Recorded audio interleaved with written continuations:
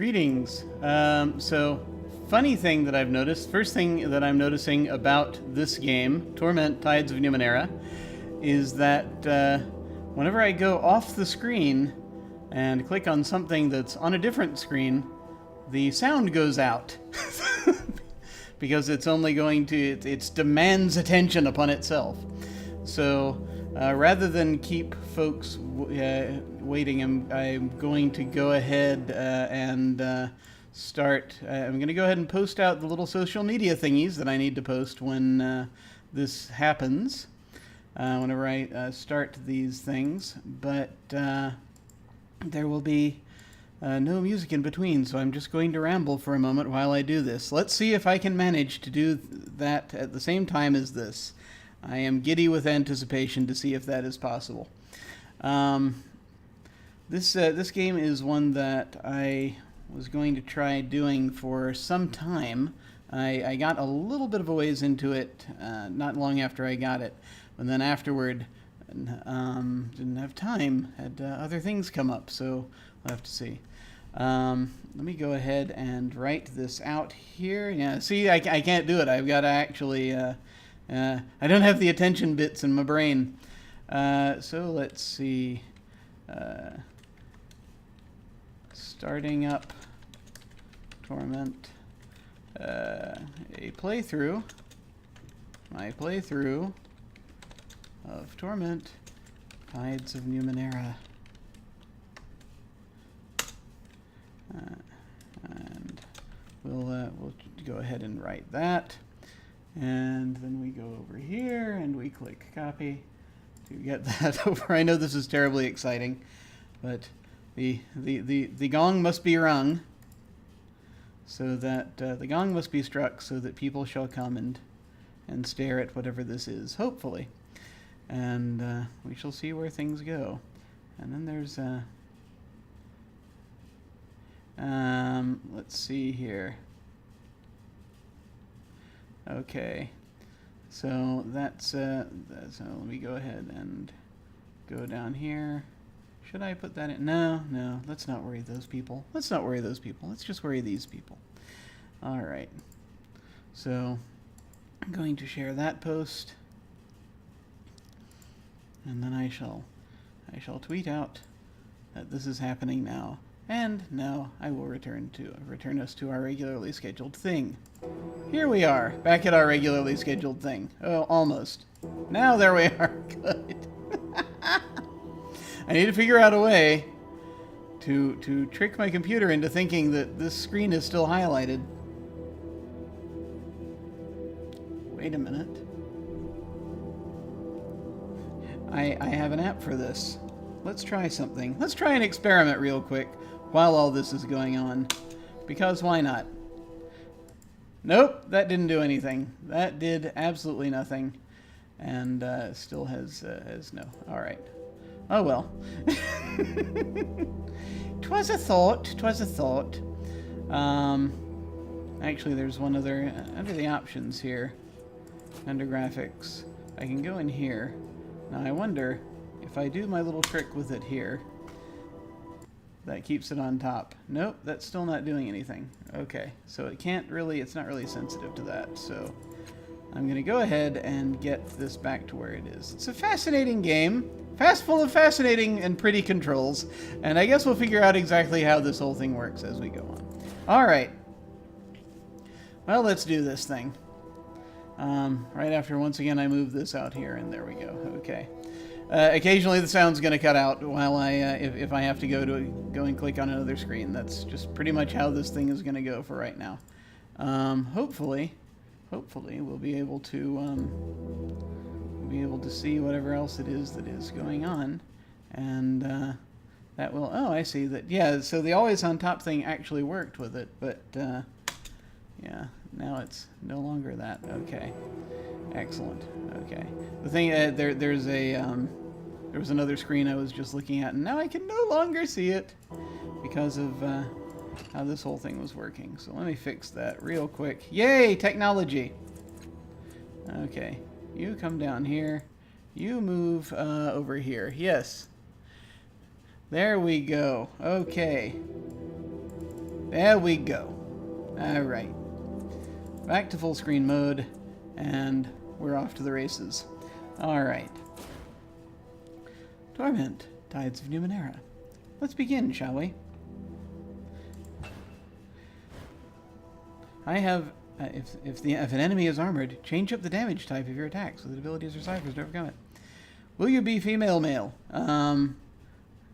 Yes, there, and that's all that we have. Alright, well, we'll go here.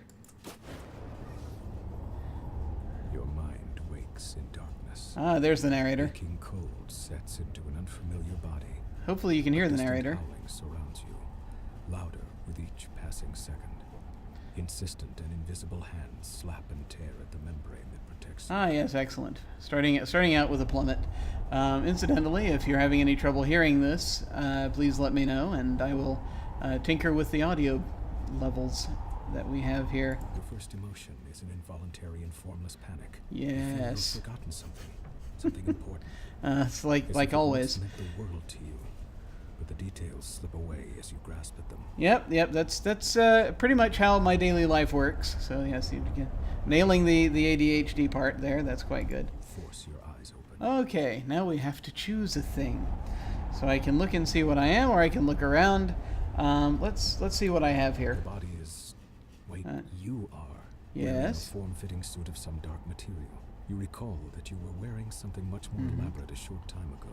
You have smooth, light brown skin, 5 fingers on each hand. Always helpful. 5 toes on each foot. Okay, good. Good muscles, strong but not bulky. Yes. And slim hips. Okay. Your palms are soft, as if they have not done much labor, but scars and burns on the hands and wrists suggest that you haven't always been careful.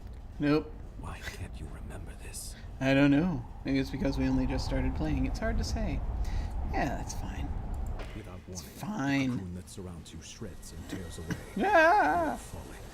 Yep. Above you, a small moon is slowly collapsing in on itself. Oh, that can't be good. The world is many kilometers below you. Yeah, that's quite a ways away. So I can try to hit. See, try to look at the horizon, flatten out to catch the wind. Try to judge how far it is to the ground. Dive toward the ground, which of course that'll make things go faster. We'll flatten out first. You spread your arms and legs, and they respond sluggishly. You stop tumbling head over heels. Though you were still spinning laterally, that motion has calmed as well. And you have space to assess your situation, and perhaps to understand the predicament and the body in which you find yourself. There we go. Space. Yes. I don't know. Yes, I really like it when someone has burned hands. It really tells us a lot about them. Anyway, let's see in which you find yourself. Below you see a large landmass. A massive ocean dominates the rest of the visible world. Okay. Yes. Dotted Yes. here and there with island chains. Small moons, unusual structures, and strange machines rush past you. Okay. Glittering profusion as you plummet toward the Small moons rush past. Wait, small moons, unusual structures, and strange machines rush past you. So, if you're rushing past a small moon, let's not analyze that too closely right now. Let's look at this world that's out in front of us. To be a huge megacontinent, the only land of any size Yep. on this side of the world at least. Great inland seas and lakes dot the land, and curiously, regular mountain ranges march up and down and across. You are falling toward what looks to be a great bay, a sprawling city perched on its shore just to the north. See, that's always a question, right? That there was when the world map for Numenera came out. There was a question: is this just one side of the planet, or is it the whole thing? Which, you know, the megacontinent or supercontinent kind of implies that it's the whole thing, but it's interesting that here they say on this side of the world. So there's the possibility that they might throw another continent down at some point, but that's probably many years and releases off. So let's continue. Further to the north and east, you see a broad plain scattered with curious structures visible even from this height. Nice. The eastern portion of this land looks to be a desert, a strange blue dot like an eye in its exact center. It seems to hold a city in its watery grasp. Ah. To its west is a ring of huge mountains surmounted by enormous carved peaks spewing magma into a central catch basin. What concerns you most right now is the bay below you. It's Yeah, coming at you that's quickly. that's a bit of concern. So we'll try to slow the descent even more. You've reached a velocity that could, without Nope, irony, utterly best be fruitless. terminal. You spread your arms and legs and try to catch a draft, and it looks like you'll hit the bay that's rushing toward you, unless you hit the building. This is actually the worst possible way to hit the water. A strange web of colors surrounds you, thrown by a figure standing on the balcony of the structure. But it is effective only at slow. Now that I'm thinking about this, if you're aiming toward the water, you should point right down, you know, because, yeah, if you hit the surface of the water, you're gonna break many, many bones. So yeah, you don't want to do a belly flop it when you're going at terminal velocity. That's not really good. You strike the building hard enough to crack its crystalline structure. Oh, that's not good. One of the engines that supports it protest and howl, and the agony of the crash overcomes you. Missed the water after all. That's not good. And apparently there's darkness, as simulated by the darkness in front of us right now. It's very realistic darkness. Oh, okay, there we go. Ah, there we are. Okay. Now, the thing is, when we get to this, I'm gonna have to try and figure out kind of, okay, left mouse button is to move. I'm gonna have to try to figure out what we want. Interact. Move. Ah! Run everywhere. You will never reach any place on time. Interact. Ah! It's an interface! See, I remembered there was something down here, which is why I've positioned myself in the upper left-hand corner of the screen. We will see how this goes. Let's see. Okay. So, jumbled thoughts cloud your head as you study the empty bowl below you. Drops of liquid fall from the ceiling, spattering on the ground next to the bowl. The light from every drop is reflected in the bowl's rounded hollow, as if it hungers for that light and needs to be filled. Yet the bowl remains dry. I understand what that's like. Yeah, no. Another drop falls from the ceiling and splashes across the pylons. Wasted. So we can attempt to use might to carefully move the bowl beneath the liquid. We can examine the bowl or leave the bowl alone. I would like to examine the bowl because the mole as well as the bowl because I'm terribly curious. You trace your fingers over the slippery, overlapping scales that spiral up from the bottom of the bowl. The sharp-toothed rim plucks at your skin. I do like the detail in this. It's going to be tricky to move this bowl without slicing your fingers on the edge. You might have to put some effort into it. Reflected light streaks across the surface of the bowl as another droplet falls from the ceiling. And I could examine it again, but no, we're going to try to carefully move the bowl beneath the liquid. All right. We're going to keep the tutorials on because right now I have no idea what I'm doing. I have utterly forgotten how this game works because it has been a while since I have attempted to play it. You've encountered your first task. You have 3 stat pools, might, speed, and intellect, just like the tabletop game, that you can spend to increase your chances of success. This is called using effort. And we did 60%, fine, right, yeah. To more easily move the bowl in front of you, use the left mouse button to spend might for a higher level of effort. Don't worry if you fail in this task. In Torment, failure often results in interesting outcomes. Man, I hope that's true. So, let's say...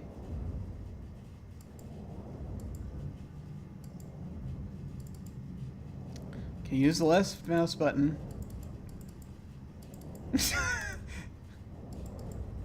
Great. Where do we click? Do we click and drag? Wait, let me hit continue first. There we go. Ah, there we go. Okay. So we could use... We have 5 might right now, which is not a huge amount. We could use one of these bits o might to do this. As this is tutorial time, we shall do this. Use a wee bit of effort, which always comes with that sound effect. Especially in real life. Success!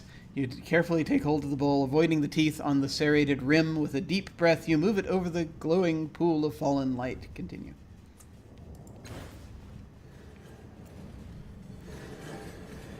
Apparently he's moving it with his mind. There we go. Drop by drop, the bowl fills, ripples spreading over the blurred outline of your reflection. A pale blue luminescence stretches into the corners of the room.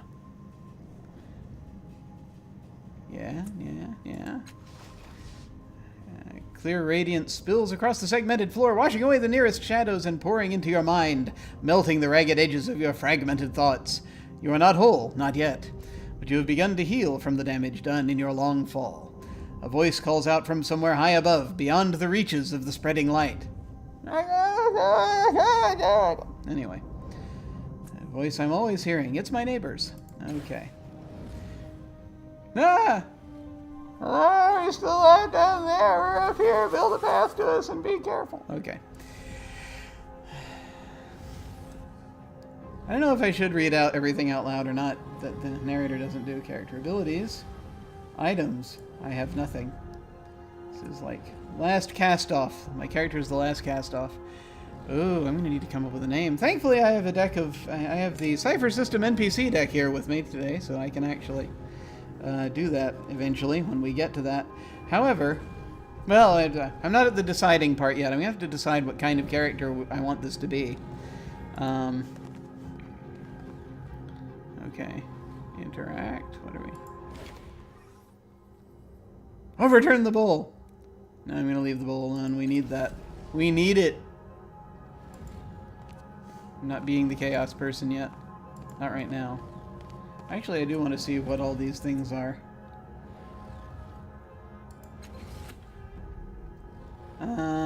Hide. Attempt to become hidden. Line of sight and distance from enemies affects the difficulty. Defended by willpower, consumes movement unavailable, only usable during combat. Great, lovely. Last cast off. His health is 20 out of 20. His might is 4 out of 5. Speed is 5 out of 5. Intellect 5 out of 5. XP 0 out of 180. Anything else we need to know? No? Okay. Not of glowing light. Alright. Cool. Cool. I do want to examine all that. Let's head up here. Is this examinable? Countless scratches and wounds mar the surface of this door. Someone made a great effort to get inside, but to no avail. Alright, we shall interact with this glowing thingy. As soon as you touch the orb, a memory floods your mind! You stand in front of a rusted door. Oh, I like the little sort of the haze effect we're getting here. The air is humid and dank. You have had a moment's respite from this waterlogged hell. You've had a moment's respite from this waterlogged hell, comma, a bubble of stale air, your resting point. Oh, right now, bubble of stale air, your resting point. You've breathed water before, and you've lived decades beneath the waves, but this body is an air breather. And the constant pressure has been crushing you ever so subtly. Worse, your companion's mind seems to be wandering from the task at hand. He's a genius with machines, you all know, but now he seems distracted. The device in his hands is covered in knobs, wires, and antennas. Or antennae, as the case may be. He believes it can get the two of you through the corroded door, but he's merely staring at it. Perhaps he's lost faith in his invention, but that is hardly your concern. The mission cannot be delayed. It must proceed. So we could deceive him by telling him that you've heard the sounds of pursuit, threaten him until he returns to the task at hand. This is taking too long. Cast a spell, an esoteric, to fix the device yourself. So here's the thing. I have been trying to decide what type of character to play here. I think the first time I played through a little bit of this, I was aiming for a Jack type character, sort of a the rogue of the setting, as it were. Or I was aiming for someone who was good with machines. It would be interesting to play a character who does, again, who's more of a nanotype. Cast a spell to fix the device yourself. I think that might help us get the most out of this playthrough in this, as far as setting material goes, perhaps.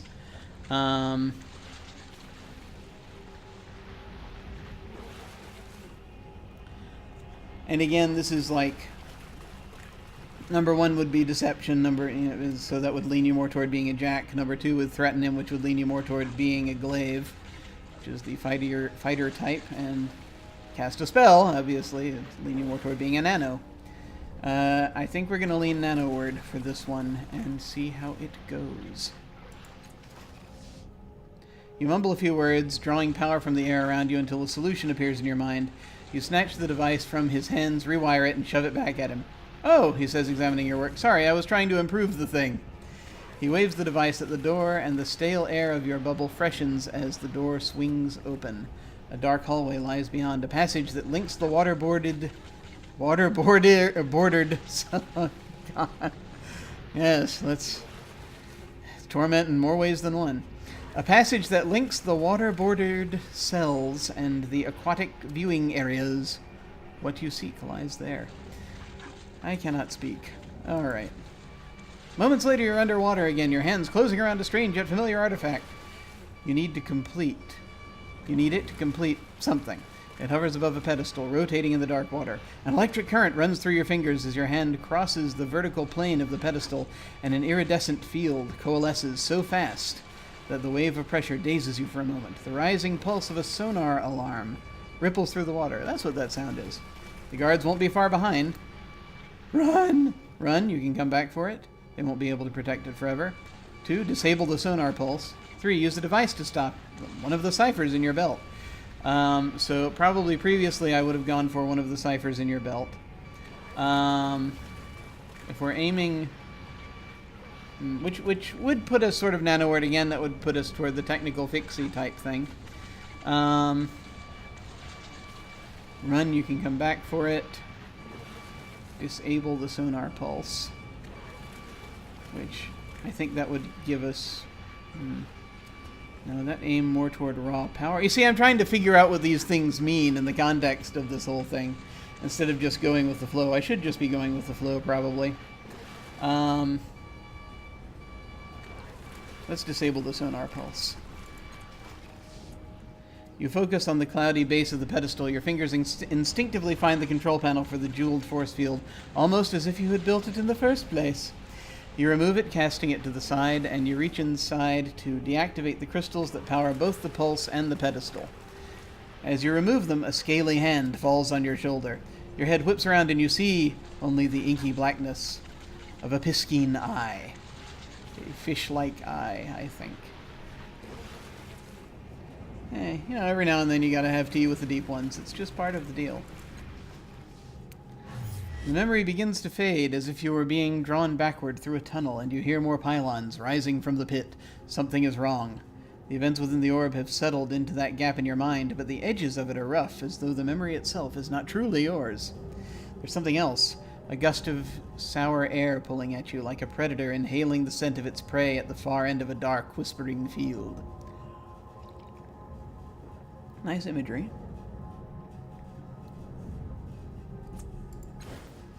Also kind of like the feeling this room is alive, It's alive, man. Did he just absorb that orb thingy? Possibly. Ah! Okay. Let us head this way. Oh, we've got things on the right. Party inventory. We have nothing we can use at parties. Okay. Your inventory lets you view, equip, and manage items and equipment you find. It has a number of sections. Inventory. The first is equipment, which contains any items equipped to the current character. There are probably multiple characters here. Equipment includes melee and ranged weapons, shields, armor, ornaments, such as rings and amulets, and bonded items. Your backpack contains the items being carried by the current character. You can equip, inspect, or transfer items from it. This is a lot of management. Quest items contains any special items required for quests. Quest items cannot be discarded or sold, so you won't need to worry about accidentally losing one. That's good to know. I want to know what this thing is. It's got a lot of locks on it. It's probably to do with character progression. Methinks. We'll see. The final section shows the ciphers you are carrying and your cipher limit. Ciphers shown in the inner rings are highlighted in blue and are safe to carry. Those on the outer ring, highlighted in orange, are over your cipher limit and inflict negative effects as long as you're carrying them. You can use, sell, discard, or transfer them to another party member to get back under your cipher limit. You're getting pulled over for exceeding the legal cipher limit, perhaps.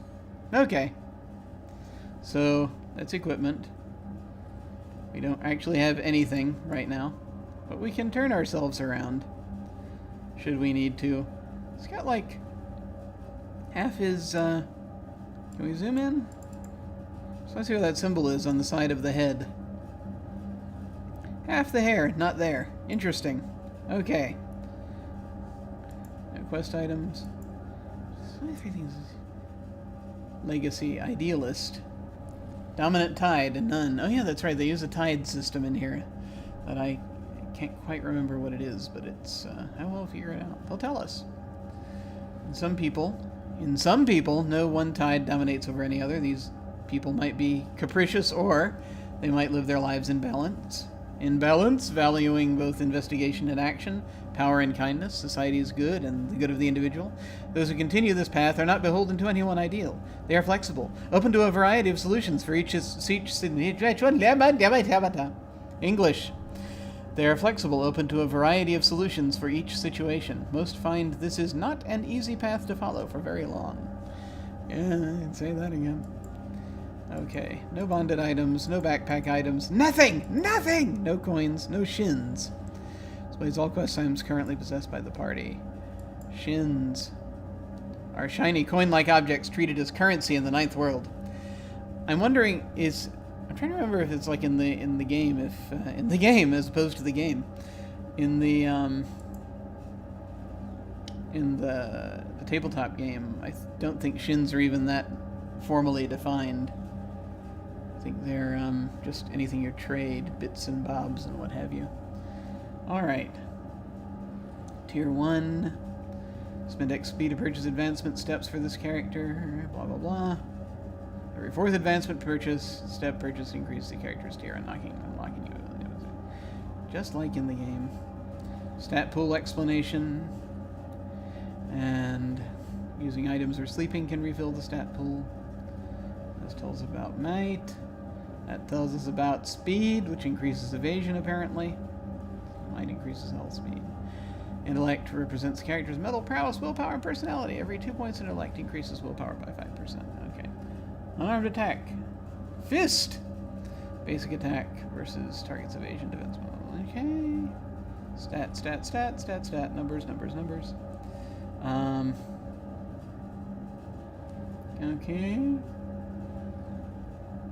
So they did split up armor and resistance, and we have evasion here, and we have willpower here, which are things that they've introduced into this version.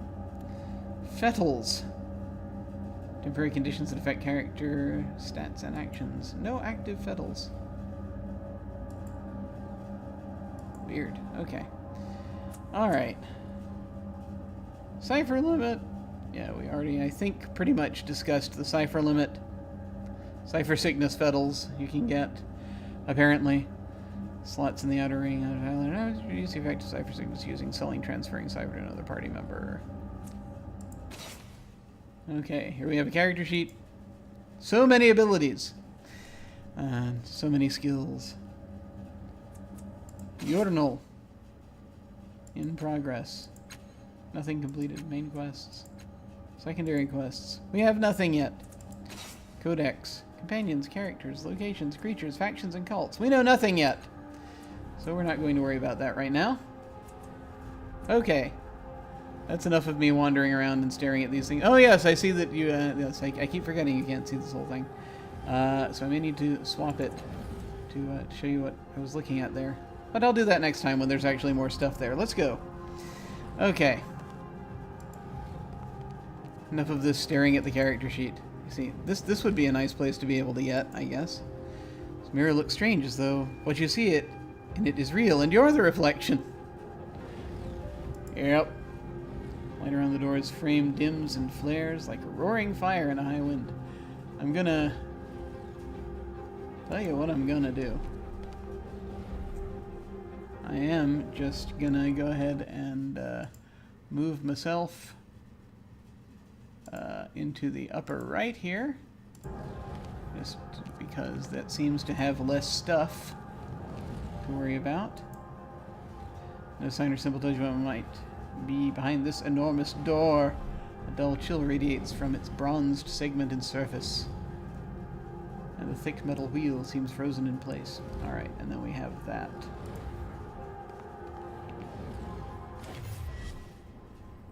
Okay, you stand beside a woman on a verdant crag, which is the going to be the name of my next 70s metal cover band, Verdant Crag. Beneath the two of you is a broad plateau towering above the overgrowth far below. Strange machines have been built into the cliffside, presumably for reconnaissance or defense. A metallic disc gleams from the center of the plateau. Your self-aware humanoid machines drill into the base of the cliffs below. If you were looking for a sanctuary, and you were desperately, this seems like the right place. I don't know about this, the woman says, her voice flat, neutral, her face is turned away from you. What makes this place any more secure than the other ones we found? Draw her attention to the hidden details that your more experienced eye can clearly see. Use your charm to persuade her of the merits of this site and to remind her of the time constraints. Convince her with the wisdom of your superior intellect. Ah. Yes, let's do that. Anyone who's convinced they have superior intellect is already has a problem. A slight chill enters the area as you describe the potential power of the metallic disc below and the seated vaults beneath it. She nods. So that's what your servitor machines are doing down there. You've already chosen this as the site, haven't you? Haven't you? Yeah, probably. She waits for your affirmation and says, "All right, I'm convinced." The two of you sketch your plans for the sanctuary, drawing schematics and architectural diagrams. Then you descend onto the plateau to examine the open ground. And once again, I think I need to move over to the left because there's now less stuff over there. Funny how that works. Okay. The woman suggests having one of the servitors build a shelter for your time here. You try to draw one of the constructs away from its task, but it doesn't respond to your voice. When you lay a hand on its shoulder to reinforce your command, it whirls and strikes you across the face with inhuman speed. It turns back to its task, ignoring you. Your companion helps you rise, laughter in her eyes. It seems your construct has other ideas. What's the matter with it? Use the Numenera integrated into the construct's body to overwhelm the behavior malfunction. Examine the construct for mechanical faults. Look for a deeper solution, perhaps. It's an effect of the metallic disc itself. Interesting.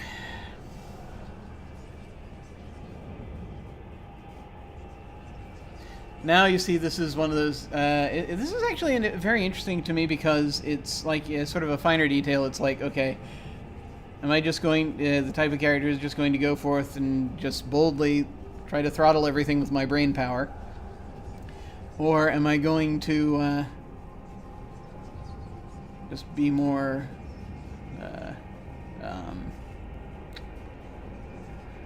just be more introspective about it. There we go. That was the word I was looking for. Although it's still not the right word because it, look for a deeper solution. Well, we'll see. All right.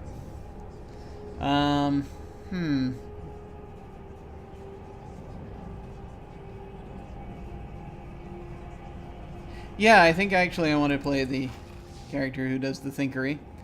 A mist falls onto the plateau as you wrap a fiber shielding mesh around the construct's skull. The mesh powers up, protecting the construct's mind from any transdimensional emissions that might be in the area.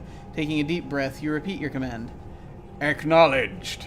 It obediently trundles to the site of your new shelter. And loudly, apparently. The image freezes, then fades, and you feel the memory filling the gap in your mind, blocked by jagged block. You stagger, clutching your head, reclaiming your memories. Hurts! And once more, there's something else. Hairs lift one by one on the back of your neck. Something beyond this room can sense what you are doing, and it is hunting you.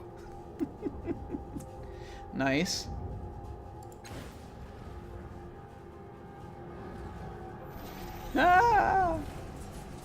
Everything's moving around. Okay.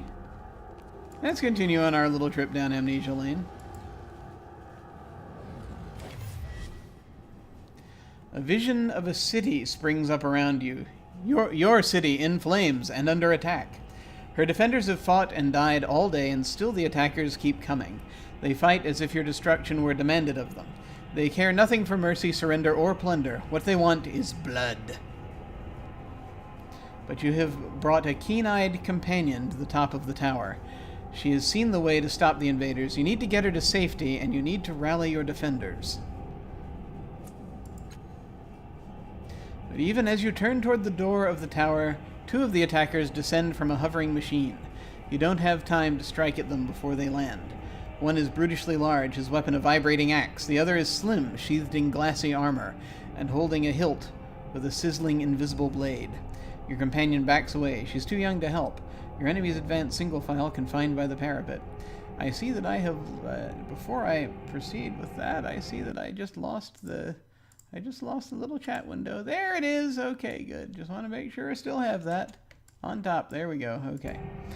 All right. Let's see. Your companion backs away. Too young to help. Too young to help, but is key to dealing with all this. Okay. Your enemies advance single file, confined by the parapet. Trade blows with the giant. You can handle it, at least for a strike or two. Duck under the giant's swing and attack before he can strike. Fight defensively and figure out who presents the greater threat. Yeah, I think we're going to go with this. The memory seems crystal clear. The giant is menacing, it's true, but the invisible blade of his companion is more worrisome still. The energy field that flickers and wavers around it suggests that she can carve matter at the molecular level, tearing pieces of her target into nothingness. If you're to save yourself, your best bet is to tackle her first. She's stuck behind the giant, waiting her turn to attack you, unable to bring her weapon to bear until he's out of the way. But it's clear that she expects him to handle you, and her eyes rove behind you, her focus on your ward. She's certainly not expecting you to dive between the giant's legs and come up inside her guard. She can't bring her blade to bear in time, and you drive your dagger up under her chin. You catch her before her deadly blade drops onto you and spin her around. The weapon slashes into the giant, and he topples, bisected. Use some very good words in this whole thing. The immediate threat ended. You focus on finding a way back to your allies. You open the tower door and rush down the stairs. The door at the base of the stairs is slightly cracked, opening just a bit into the hall, and you hear more of the enemy soldiers beyond.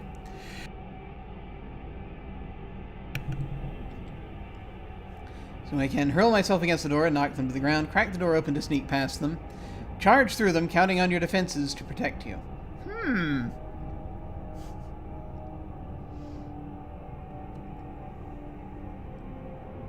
Your defenses. Yeah, we're gonna go with that. You charge through the dim shadows and burst through the doorway, ramming into the nearest soldier. He falls and you rebound nimbly off him, only to take a direct hit from his companion's blade. The impact launches you down the hall just as you'd hoped, though the blows makes your ears ring. I found a typo! You come to your feet and race on. Yes, we must take pleasure in the little things. Ignoring the mild ache in your chest, projectiles skip and spark off the walls around you, and you barely feel the single desperate bolt that deflects off your reinforced backplate.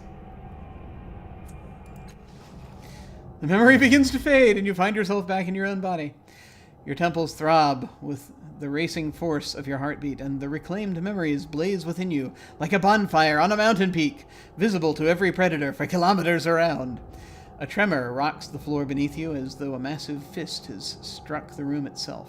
Swaying on your feet, you see frantic movement within the borders of a mirror at the edge of the room. Here we go!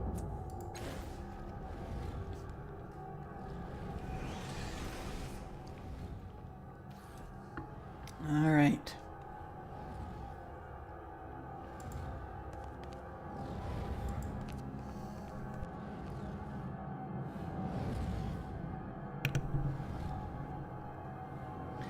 Now for the whole enchilada.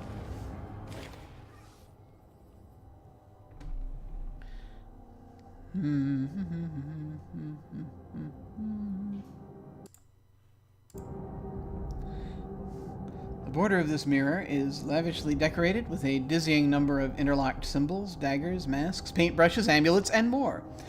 But that's nothing compared to what you see in the glass. You see a vast crowd of people, exact doppelgangers of you, shoving, arguing with, and fighting each other. Most are drab imitations of you, but a precious few are vivid and pull at your attention. Each of them bears an intricate pentagonal tattoo on their head. And I'm going to reminisce in a moment. I just want to warn everyone, because this is reminding me of a thing, and it's probably not by accident either. In their eyes, their actions, you see the memories you discovered within the orbs and the choices you made, shining like distant stars. Your hand twitches at your side, and though some of the bright doppelgangers ignore you, an even smaller number immediately turn to you, waiting for you to choose them and learn what you might become. A rumble shakes the room, and a slow vibration spreads through the darkness below, rippling towards the ceiling.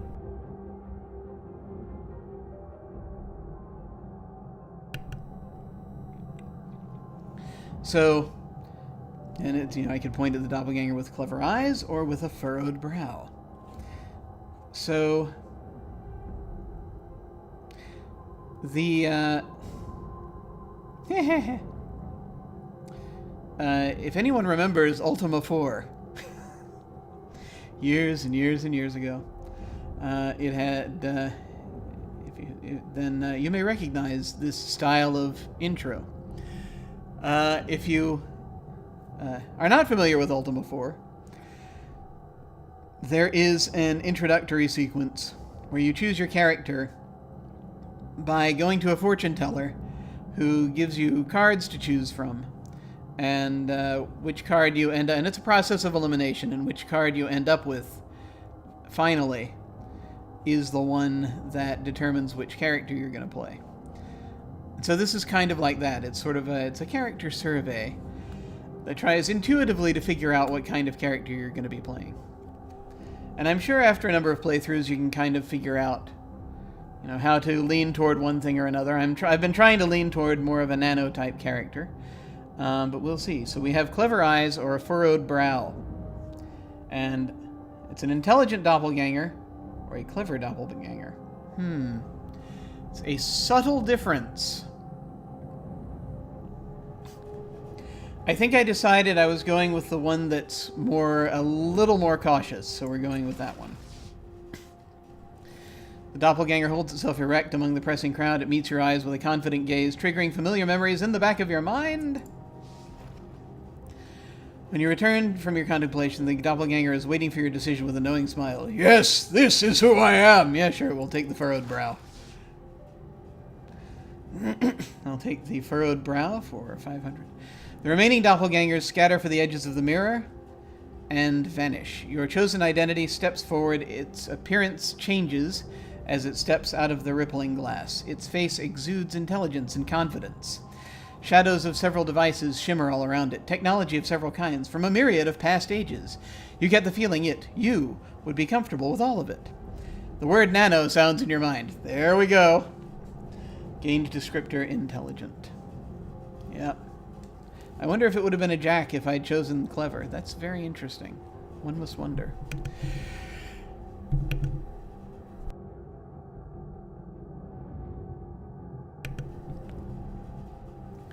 All right. Your doppelganger continues walking, stepping into you, filling you, making you whole. Your decision rings out into the cavernous room as we turn off the audio on our phone. As we turn off the ringer on our phone, so it will no longer be interrupting us. Your decision rings out into the cavernous room, awakening and unlocking vast mechanisms behind the walls. Suddenly, a grotesque noise rings through your shared worlds, like a bell, if bells could rot. Could rot? Okay. I've got to reread that.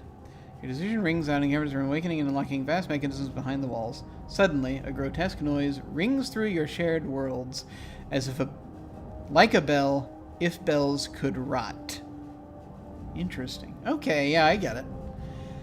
Darn. Something is coming! Restored 1 might pool. Yay! And you can see over here, we got intelligence, so our intellect is now 7 out of 7. The mirror fades, leaving a dark, open doorway. You take a deep breath and step through. Character creation! Okay. Your choices in the memories in the mirror have begun to build your character, but now you have the opportunity to decide on a number of details. First, you can decide to change your type. Type defines the abilities and skills you'll be able to acquire as you advance. Okay, that's good. It gives you a choice. So we have an intelligent nano with anamnesis. Is that how we say that? That's how I'm saying it.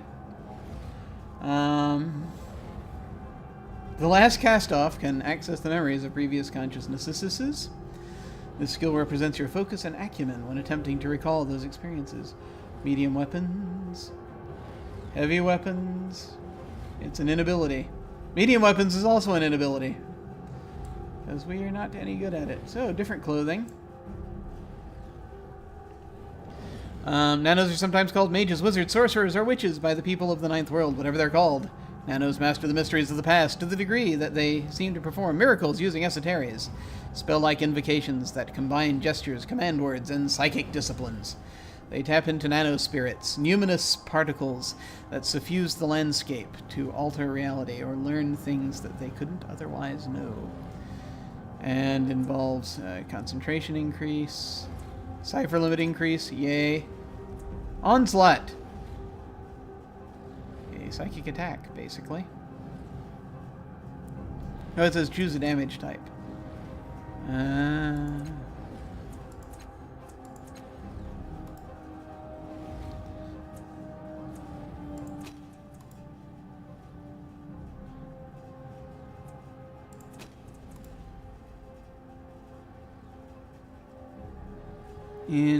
Interesting. Are we at a place where you can see... Ah, yeah, okay. I've just got a little bit of it covered right now. So for the purpose of this screen, it'd be best were I in the lower left. Let's see. Abilities, exploration, skill, weapon, skill, descriptor, pools. Alright, so here we have... I mean, we're going with Nano, but just so that we can see the outfits and what have you, the glaive looks like this. It'd be an intelligent glaive, which would be really freaking weird. Might and speed would be up. Then we'd have opportunist and practiced in armor. Warriors of the Ninth World, the glaives are, using weapons and armor to fight their enemies. Scouts, guardians, warlords, and soldiers could be glaives. Most glaives either have a high might and use the heaviest armor and weapons available, or a high speed and stick with the light or ranged weapons and light or medium armor. Or we could go with Jack, which that's the clothing for the Jack. Jacks are intrepid. Can I see the thing on the guy's head more clearly here? A little bit. Okay. Intrepid explorers and adventurers, Jacks of all trades, ha ha ha, hence the name. Although the word also harkens back to fables involving a wily, resourceful hero who always seems to be named Jack. So, on the map of this world, if one looks at the beyond, one will see a place marked called the Beanstalk, which we think in this world is a space elevator, probably. That's the one of the going theories I've heard, and it's one of the, I never actually made it that far into the book because I had other things pressing. I made it quite a ways into the book, but I didn't make it to the beyond. I mostly read up on the stuff in the area to the west of the beyond, where the more settled lands, which sooner or later I'll remember what that is. I've got a big ass map back there that I'm sure that perhaps if we have time I shall go and fetch it, and or perhaps in near future, and wave it in front of everyone. But not right this second. This second, flex skill, yeah, they can Choose a skill, change a skill. Nano, back to Nano. I am actually very interested to see what they're going to do with Jax in the... what they do with Jax in Numenera Discovery. Basically the next edition of Numenera, which it just came out not too long ago. It's a couple months now. Once again on my list of way too many things to read. And I will definitely be looking forward to looking into that. So, sticking with Nano, next. Stat pools are the resources you use to apply effort or activate abilities. You can distribute points as you see fit. Glaives tend to favor might and or speed, while Nanos favor intellect. Jax usually benefit from a balanced set of points. I have 2 points remaining, so I could max out intellect and just go absolutely crazy, or I could up one of these 2 things and increase intellect to 10. Let's do that. Okay, might of 5, speed of 6, intellect of 10. We'll go with that. Resources you can spend.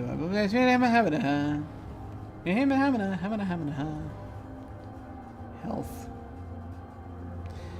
Health would be nice. Alright. Pain. Okay. Character creation abilities unlocked by your type. Can be active actions such as attacks or spell-like esoteries, or unique passive effects. And I got 2 points remaining, so apparently I can buy more things. Ah, yes! Excellent. Hang on. Let us think on this. Ah! Nope, thinking too hard. You see here. Yeah. Let's go back over here. Okay.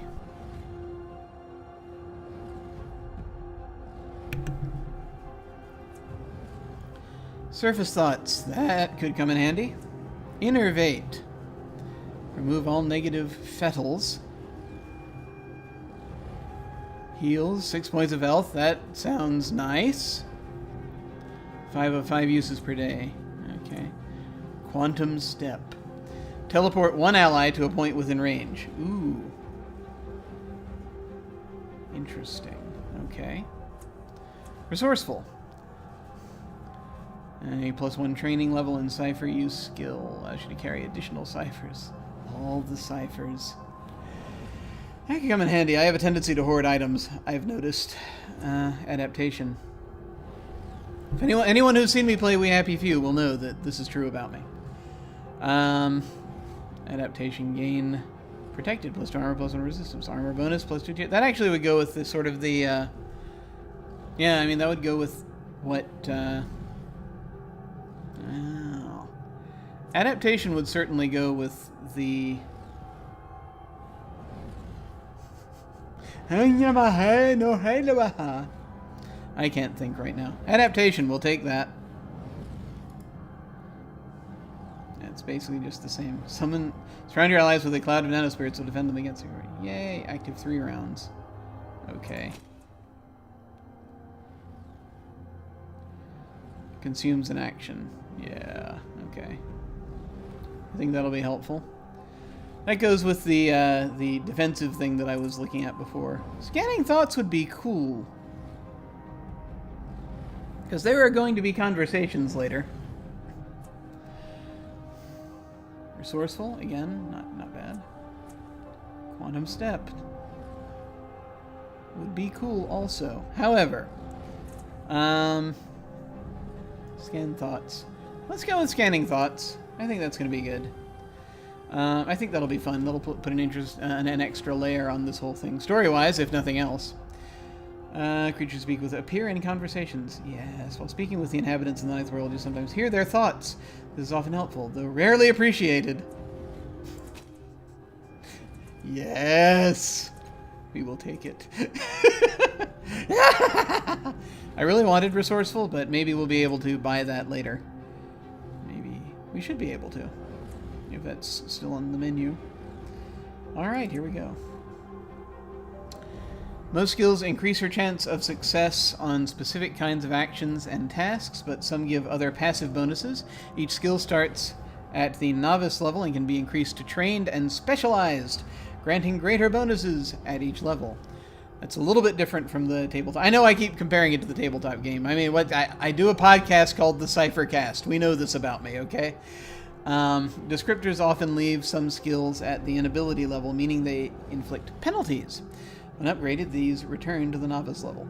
Generally in the tabletop game, you can either you don't have it, or you're trained, or you're specialized. And then sometimes there are inabilities, and it can just vary depending on what it is. They don't necessarily call everything skills, but it's not necessarily that specific. But I can see them why they're doing that for the purpose of this game. All right. Choose an exploration skill. So we have machinery lore, which I have a feeling is kind of where we're headed here. It's actually closer, really, to what I wanted in the first place when I played this the first time around, I think. Lore natural. Natural sciences and physical creatures. Lore mystical. Ooh. Academic knowledge of sciences are not exactly physical nor natural, including strange or transdimensional creatures. I kind of want that. It's between that and machinery lore. Man, gotta decide. Okay. That's a decision to make. Because I like the mystical side of these things. I'm getting that. It's too tempting.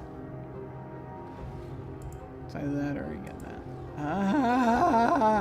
We're going mystical. All right.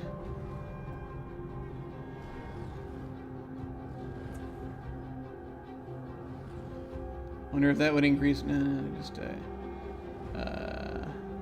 difficult tasks. Difficult tasks, same thing. All right. All right. Moving on. Only glaives receive training in weapon skills.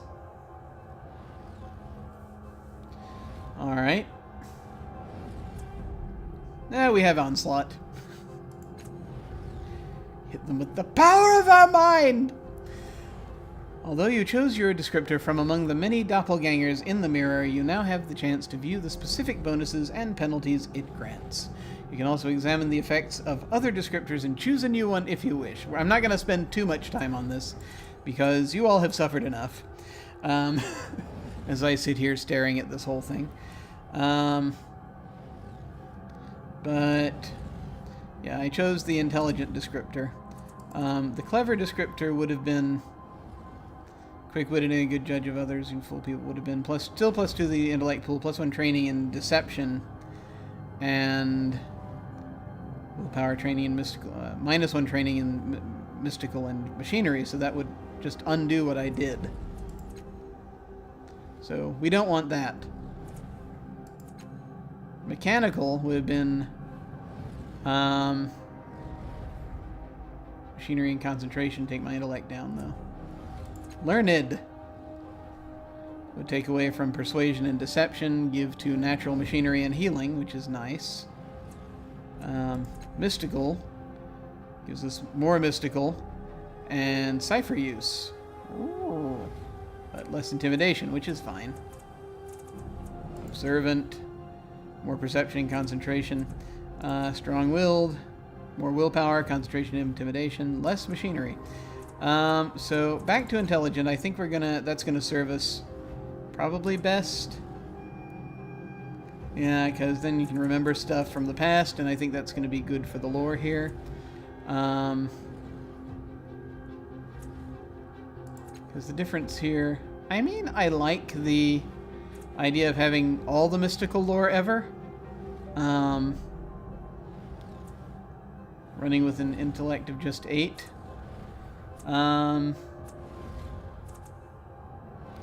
But you know... And I mean, more cipher use, that's always nice. But,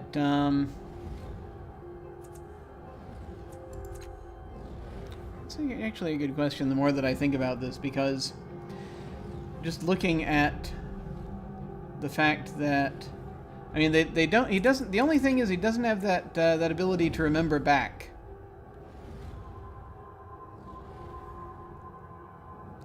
And I feel as though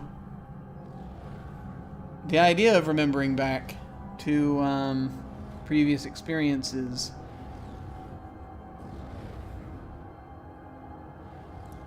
I think that's going to kind of be key to this whole thing to a certain extent. Just sort of the core of what this thing is about. I mean, the game opened this way. So I'm going to keep it at this and just keep the raw power of that. And while I'd love to have more Cypher use, that might be for a different playthrough. So let's confirm. Are you sure you wish to proceed? This is your last chance to change the last cast-off's character type or descriptor. Yes. Don't underestimate the value of a good defense. Evasion helps you to dodge attacks, while willpower can let you avoid esoteries. Oh, hey. Codex entry unlocked the labyrinth. Okay. Real quick, I see that...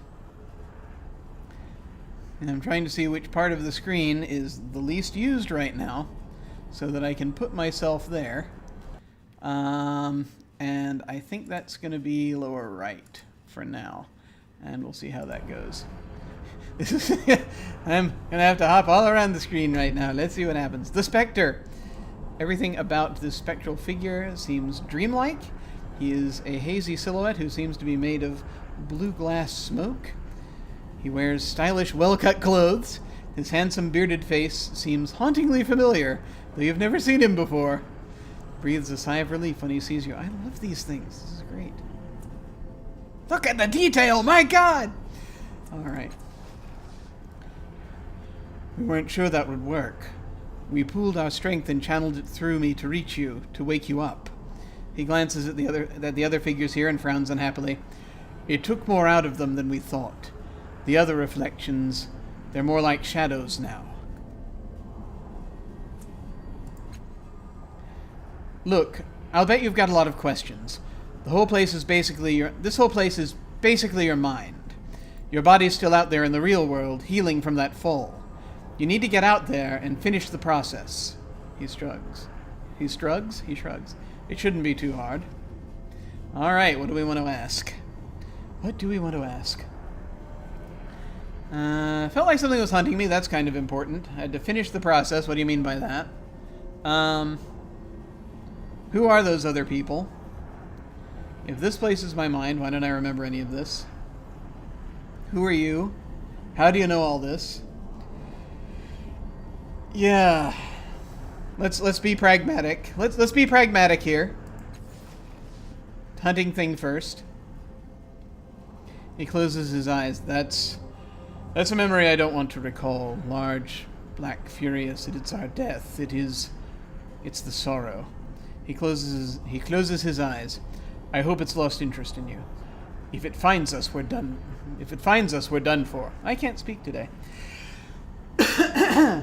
Yay! Throat. Okay, next, let's see.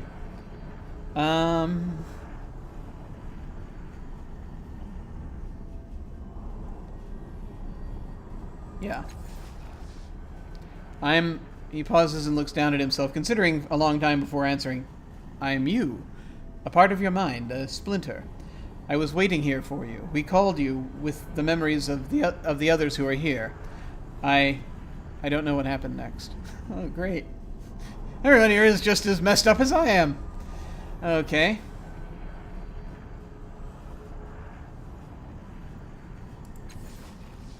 Ah, Codex entry unlocked. Reflections, that's what they are. As I said, it's your mind. You'll find reflections of people you knew. People you met in the real world and with whom you shared some kind of psychic connection. I don't know how or why, it just happens. Okay, if this places my mind, why don't I remember any of this? It's your mind, a construct built to, I don't know, share thoughts? Store your true self? Wait, you know how people say, in the first place? This is definitely the first place of your memory. Well, it was the first place for me, anyway. You'd probably know better since it's yours. If you don't remember now, maybe it'll come to you later. Thank you. That's so helpful. Finish the process. After you wake up from this dream state and attune to the tides, you'll need to find something called a resonance chamber. Your body should have landed somewhere near it. Just climb inside that and everything will be fine. I kind of want to know what that means. Tides are like a force, like gravity or magnetism or something, except they respond to people's actions and perceptions. Your body is, that is, your body in the real world, needs the tides to survive. It's not something you need to worry about. Your body will attune as it wakes up. Gravity or magnetism or something. So they respond to people's actions and perceptions. Your body is your body in the real world needs the tides. It's an interesting idea. I have to wonder also if... I seem to remember there was something, maybe in the... they came out with a tabletop source book based on this game for Numenera, so they might have incorporated the tides in that somewhere into the rules. Again, on my long list of things to read. One day, I'm going to need to just plug a machine into my brain and learn it like one learns Kung Fu, apparently.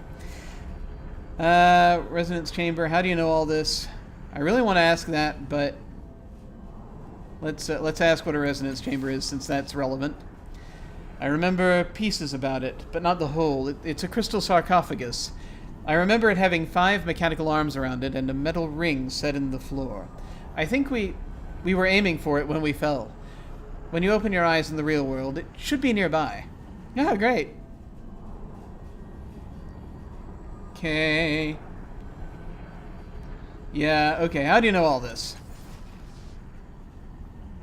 He throws up his hands in frustration. I'm just a part of you. I look at you and I know this place was made for you, for us.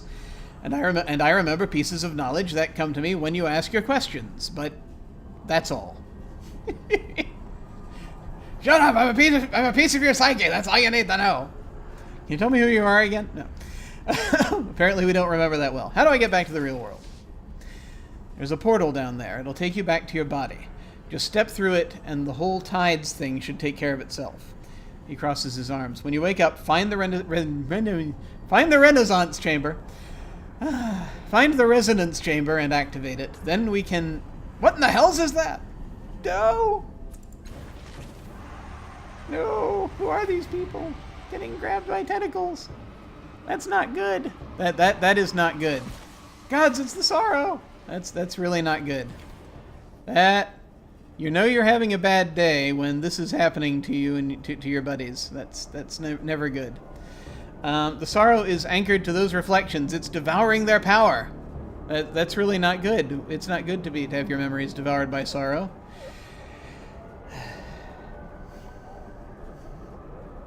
Hitting kind of close to home there. We have to get rid of them. Destroy its anchors, or else the sorrow will erase us forever. And ever and ever. No. Do I want to move before I... Yeah, I mean, a lot of action's happening over there. Let me put myself once more in the upper left-hand corner of this thing. Alright. Here we go. Current objective. Kill the reflections, anchoring the sorrow to your mind. Whoa! Okay. A crisis begins when you encounter... I can't read. A crisis begins when you enter into a dangerous situation. Crises are turn-based encounters where you can fight, sneak, manipulate the environment, or talk your way out of trouble. Yes, let's talk it into letting go. Each turn, take one action to attack or activate an ability. You can also make one move. Alright. That reflection near you. Kill it! You'll loosen the sorrow's anchor. I don't want to kill reflections in my head. Oh well. Use left mouse button to attack an enemy or move to a position. Try clicking the highlighted character. Try clicking the highlighted character now. Don't worry, you're not killing anyone. Oh dear. Dear, dear, dear. I forget what I have now. I can, like, mind blast some things. Attack!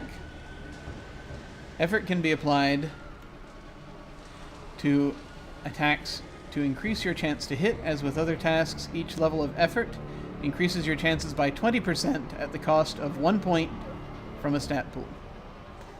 Unarmed attacks use speed, but other weapons and abilities may use might or intellect instead. Alright.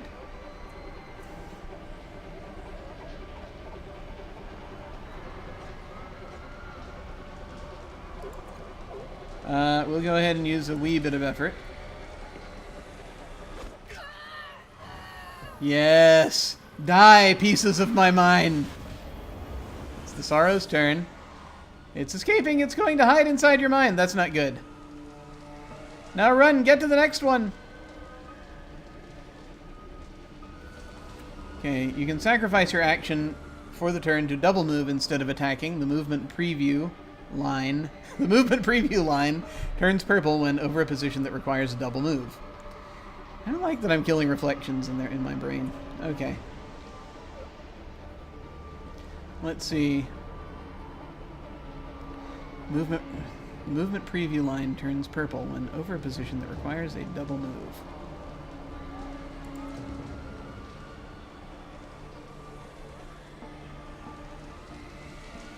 Out of range.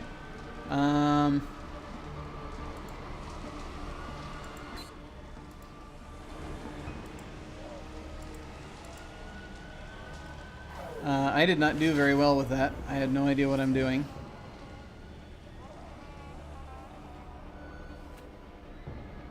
Okay, let's go here. There we go. When you apply effort to an attack, it also increases the damage you deal. Different weapons and abilities gain different amounts of bonus damage from effort.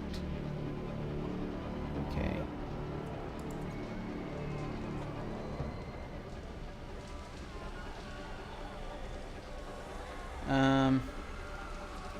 We're just going to do a basic attack. That didn't do much. This is not good. I do not like pieces of sorrow. What is that? The sorrow? That's cool. Alright.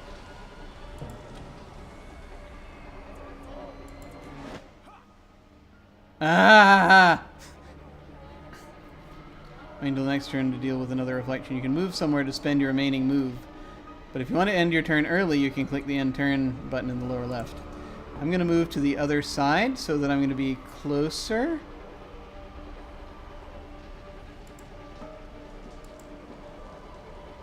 Is that unreachable? Oh, it is unreachable because it's on the other side of this tentacle. Alright. I really do not like that this is sending things into my brain. Okay. Alright, fine. Let's use up everything we have.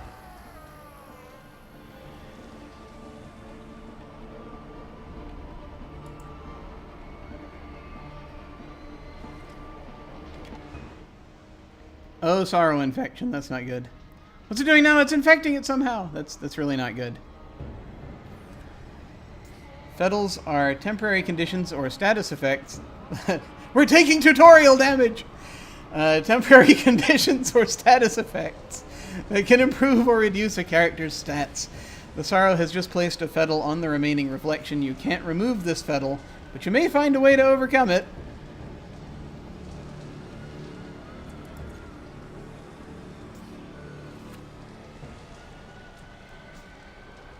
Adaptation. Onslaught. Hide. No, we're not hiding. Can I try onslaughting this thing?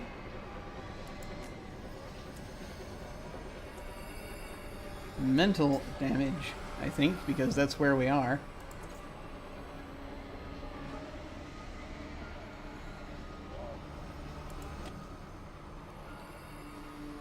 Let's crank this up. Do you want to crank it up that high? No, just a little bit. Got it.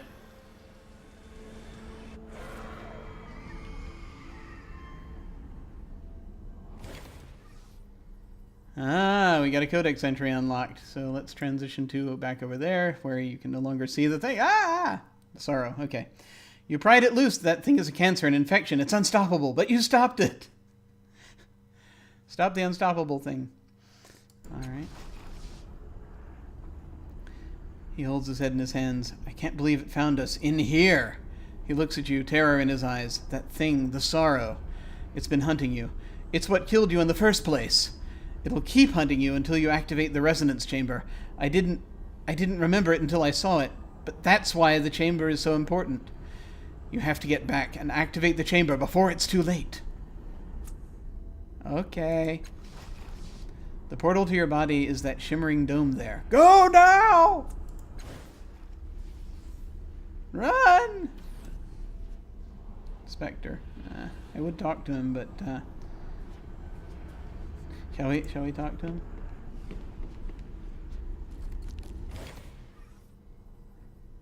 I've told you everything I know. Until you get the resonance chamber, I'm as blind as you. He points a rift in space and leads back to the real world. Just head through that portal, activate the chamber, and we're healed. It's simple as that. What is the sorrow? That thing that was here, that enormous shadow, that was just the smallest piece of it. You felt it, you saw it, it's our death. I don't know anything more than that. Tell me who you are again? No, alright, I'm gone. Good luck. Out we go. I should probably save the game soon. That'd probably be a good idea. Your dominant tides will not stop you from taking any paths or picking any options in conversations, but they can influence how others end sentences. Where did probably. he fall from?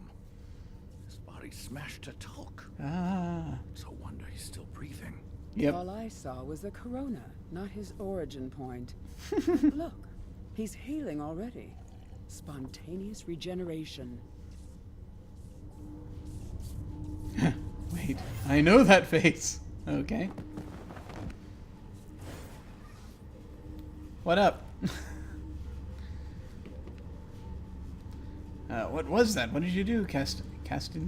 Castilegi.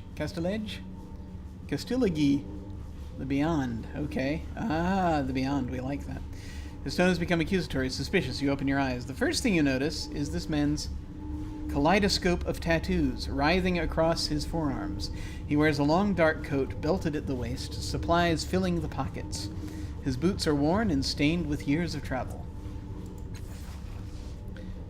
You blame me? He emitted an internal physiological reaction in response to the fall, probably related to that fantastic healing process. Obviously, Alligern.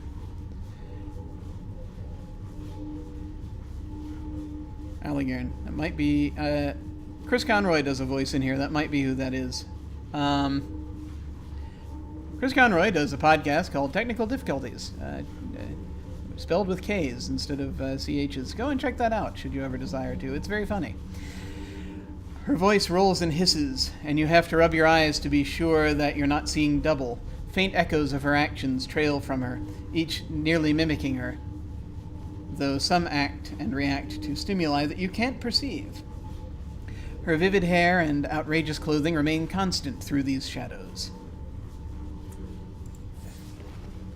Oh yes, it's obvious, Castilege. His voice is grim and clipped.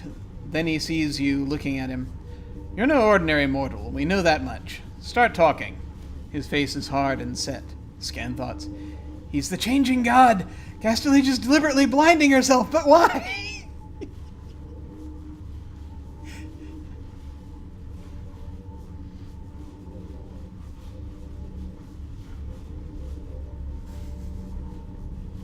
I love this. I did not have this ability when I played this last time. Okay. I'm no ordinary mortal? What do you mean? Who are you? Where am I? How did I get here? Was I dead?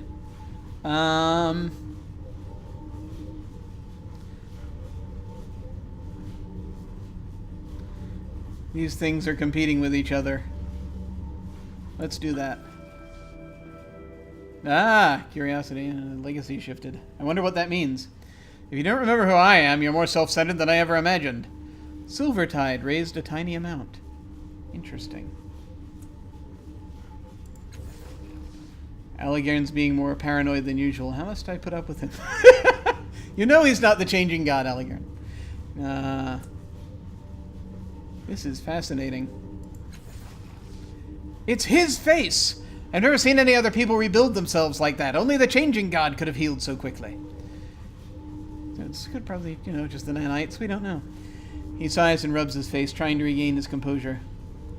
Maybe you could help me for a change. You know what this means to me.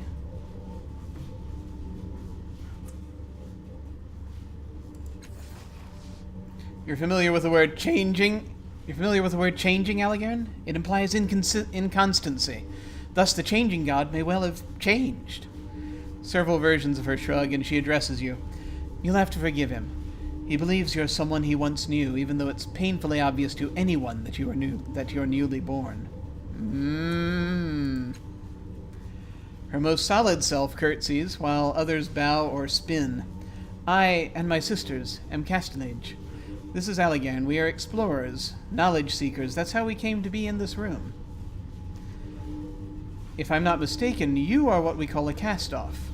The changing god created you, body and mind. Your sire used your body for a time, then abandoned it for reasons of his own. When his mind departed for a new experience, you were born in his cast-off shell. That is very cool. I hadn't thought about that. A synthetic being created for that purpose. But he's remembering past lives as well, so I don't know. Programming? Hard to say. Where are we? What is this place? Who is the changing god? Are there other cast-offs? Why am I not dead before I woke? Some kind of dreamlike labyrinth with a glowing specter. If falling from the sky didn't kill me, is there anything that can? Alright. Yeah, let's just start with basics. A sanctum of your sire's. The common belief is he has several such places throughout the Ninth World. Possibly other worlds as well. We were only just able to gain entry to this one because of your grand entrance. Alright, let's ask this question that... and now more incredulity. Who is the changing god? Ha! That's something coming from you. You see? I predicted that so well. She gives him a sidelong glance. The changing god is your sire, dear. He discovered a path to immortality long ago, a means to transfer his self to a new body of his own creation. I don't think he knew, however, that when he abandoned one body, another mind was birthed to fill the void. It's always tricky when these things happen. That I discovered early on as I was thinking about such things, that having clones to help me out would come with a price, because I'd have to actually also feed and house them and stuff like that. So that's it's a tricky thing.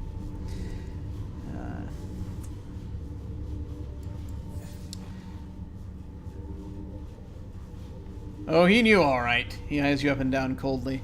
The only thing the changing god cares about is himself. He doesn't give a single thought for those he leaves behind. He sees us as experiments, not humans. See, I'm now imagining the... He sees us as experiments, not humans. I'm imagining these real extreme close-ups, and we hear their whispered thoughts, like in Dune. I don't think I'm going to do that as this goes on, because I don't want to get too annoying. But well, yeah, I already sailed past that probably a long time ago. All right, who is the changing god again? Are there other cast-offs? So you say I was born when the changing god left, but why am I not dead?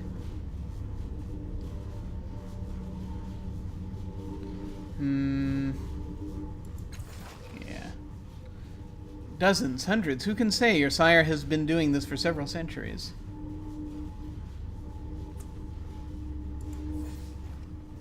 Though if all of them were born the way you claim to have been, it's a wonder any of them survive. Alright. So I was born when the changing god left. Why am I not dead? I used a cipher to slow your fall further, but the damage still would have killed an ordinary person. But think about it. If you're the kind of person who can make your body into anything you want, what do you do? What do you do? If you've constructed bodies for centuries, you want to make each one better than the last. You want to live forever. You're not going to let your life end by accident. No, you'll make strong bodies, fast, powerful. Maybe throw in regeneration while you're at it. That would be really nice. I could use an upgrade right now. The changing god has always been vain. He rarely stays long in a shell that doesn't suit his self-image. She looks you up and down, her smile suddenly unnerving. Perhaps the changing god fled because he didn't want to wear those scars of yours. Scars?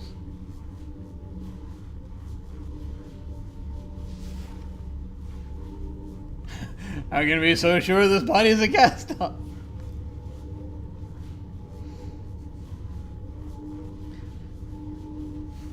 Yeah, let's ask that. You mean aside from your miraculous reformation? For one thing, there's your tattoo. All cast-offs have one, though its purpose is beyond me. And then, of course, there's your delicious naivete. Yes. Yes. You could be faking it. You don't live hundreds of years without learning to lie convincingly, or die convincingly, indeed. Oh, she sighs in exasperation, then says to you, "What do you think? Are you a newborn child, or are you a powerful immortal whom death has robbed of his memories?" Dunno? Alligator crosses his arms and growls. Fine, what do you think? This should be interesting. Despite the fallen have skills and powers I don't recall learning, what if I am the changing god? So much I don't know or I remember. I think it must be a cast-off. I honestly don't know. You obviously knew the changing god, Alligaron. What do you think? Am I him? Nice. I have a feeling, yes, this character would be a bit of a smartass in that respect. Legacy has shifted. Uh-oh. That is just the kind of question he would ask. He scrutinizes you in a way he hadn't before. You carry yourself with the same arrogance, that glint of knowing everything about our world and the worlds before it. Your personality, that's very much the same. Blue Tide raised a small amount. If you're not him, you're his god's damned spitting image. He spits as if to emphasize the point. You'll have a lot to answer for from a lot of people. People like me. And what are you basing that conclusion on, Alligern? Your feelings? He looks away, his composure slips a little. Gods are so rancid sometimes, Castellage. That's a good question. He's changing about abandon my body. If he abandoned your body, then his consciousness fled to another. He eyes you keenly. Oh, do stop! The look she gives Alligern is equally piercing, amplified by the withering glares of her sisters. You notice how we haven't been hearing her thoughts very much since, this started? We've been hearing mostly his. I wonder if she knows. I wonder if she's shielding herself. If there's one thing we know about the changing god, dear, it's that he always has a contingency. This child was born here. The object of your obsession will have been reborn somewhere else. Okay. Back to these things. What was that blast of energy? Sure. As I was telling my colleague, it was obviously a physiological reaction of some kind. I've never witnessed the birth of a cast-off, but yes, it could very well have been caused by your nascent consciousness. But don't worry, I don't believe it caused any real harm. Not to me, at least. She's in many places at once.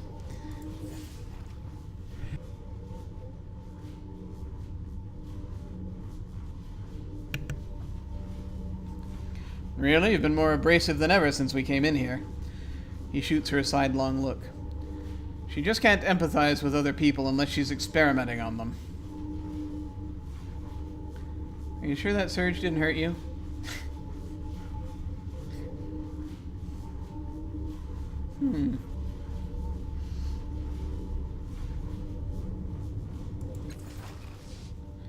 If it did, it was damage on our minds. Though how you'd check if it carked her, I couldn't say. Tough to find normalcy there. At least we know it didn't hurt Alligan. That skull's as thick as organic stone. Are you sure that surge didn't hurt you? Do you know anything about the tides? I've heard that term before, a subject your sire studied in great depth. I'm afraid it isn't my field of inquiry. Okay. I want to ask about something else. Of course, child, you must be so disoriented. Cast-offs. More questions about the body. Dreamlike light. There are a lot of questions here. There's a lot of reading here. But let us continue. Ask more questions about the body. Nope, already asked that. Want to ask something else. Okay. Before I woke, I was in some kind of dreamlike labyrinth with a glowing specter. Yeah, let's tell them about that. With how hard you hit the ground, I'm surprised that's all you saw. Okay. Why do you seem to hate the Changing God so much? He seems so nice. His face is calm, but his voice is bitter and tired. You should know, shouldn't you? You've ruined lives, committed crimes, and now it seems like you've forgotten the harms you've engineered. You've left a trail of the dead and dying behind you. She and her echoes share an expression that is equal parts amused and appalled.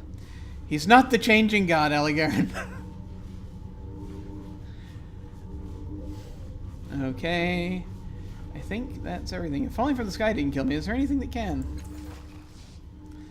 An excellent question. Having seen your regenerative abilities in action, I suspect they are primarily physical, a regrowth. If that's the case, you'd be unable to survive most varieties of psychic or molecular decompression.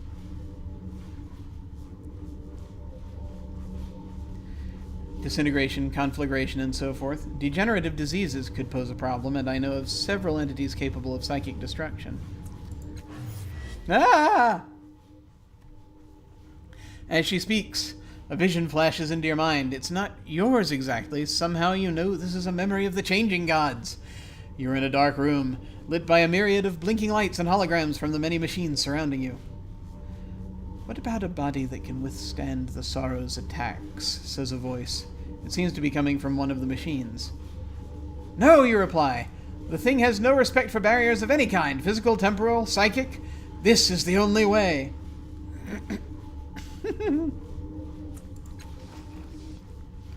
With a series of gestures, you bring up an image of a crystalline pod.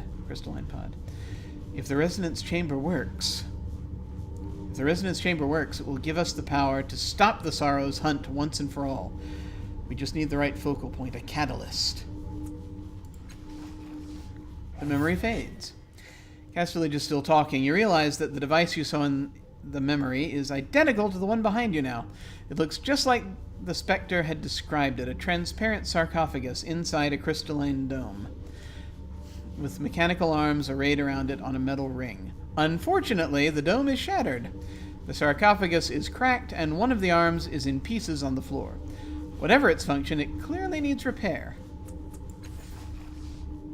Or flesh-eating viruses. One presumes disfigurement by the iron wind would likewise be devastating enough to... I think he gets the point, Castellage.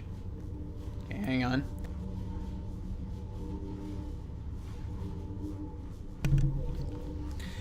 Alright. I saw a vision of myself in another time and place. The Sorrow, who's the Changing God. Can you tell me the other cast-offs? Alright. I saw you stare into space while Castellage graphically described all the ways you could die, but that's about it. He snorts. I only noticed because I did the same thing.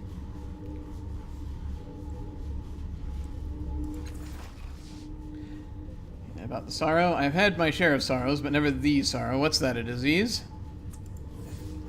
Kind of. Her mouth compresses a tight line. I know nothing about it. Yeah, she's definitely shielding her thoughts from us.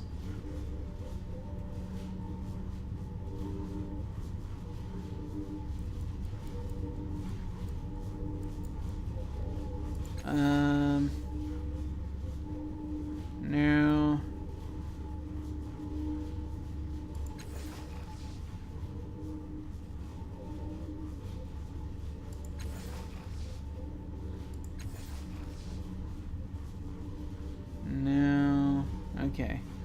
Alright, that's where we are.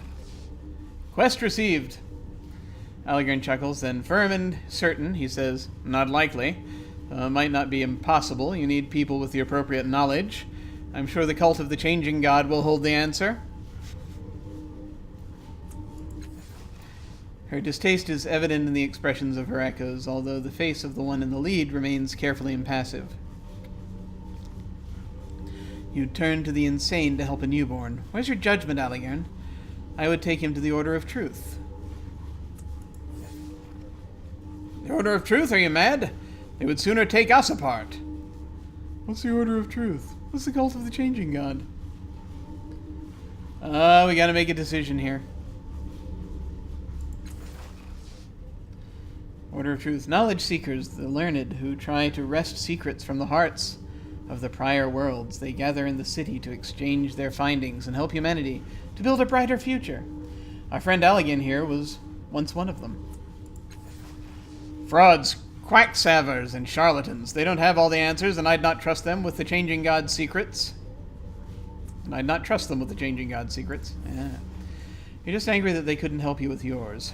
Her echoes tinkle laughter. But I am being too cruel, dear Allegern. Let us take our new friend to the Order. Alright, what's the cult of the changing god?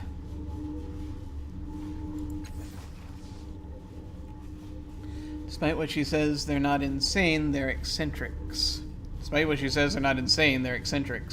She laughs, but he soldiers on. They're worshippers of you or your sire, the changing god. They devote their lives to understanding your kind.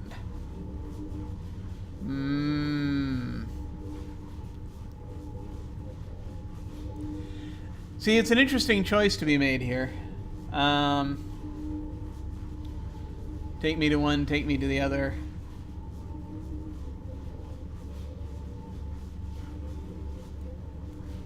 Or, just see what happens.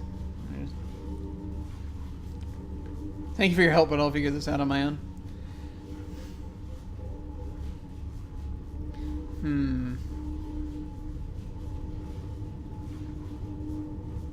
See, while at the cult of the changing god, I think they would have... The thing I'm worried about is that the cult of the changing god is going to have perhaps rather specific ideas about what needs to be done with this vessel.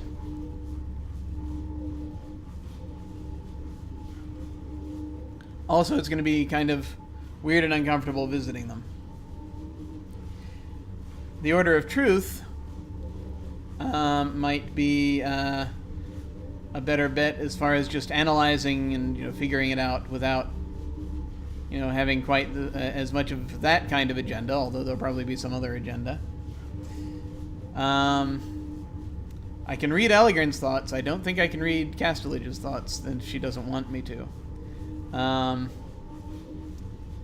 So I mean, it's really really a good question, isn't it? I mean, I'm half tempted to say I'll figure this out on my own, but I think what I will do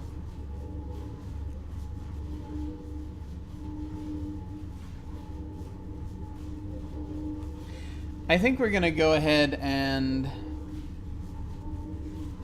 What are we going to go ahead and do, Jim? Yeah, we're going to go to the... See, I want to try... I want to try both paths here. Let's try the Cult of the Changing God. I'm going to start with that, and then we'll sort of see what happens.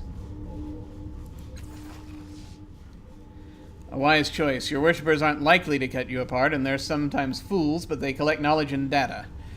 They'll tell you more than you care to know about whoever you are. They could give you good counsel.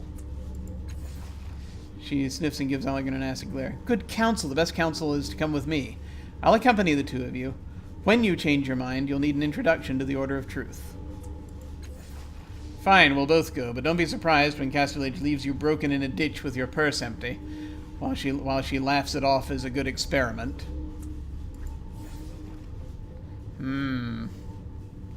Suspicious as always, Allegern. Child, the world is an exciting place, but it is full of dangers. Rest assured, one of us will get you to safety, will get you safely to where you need to be. I'll be right behind you. A sunny smile crosses her faces. I shudder to think what Allegren might do to the child. Alright, I think I've asked all available questions.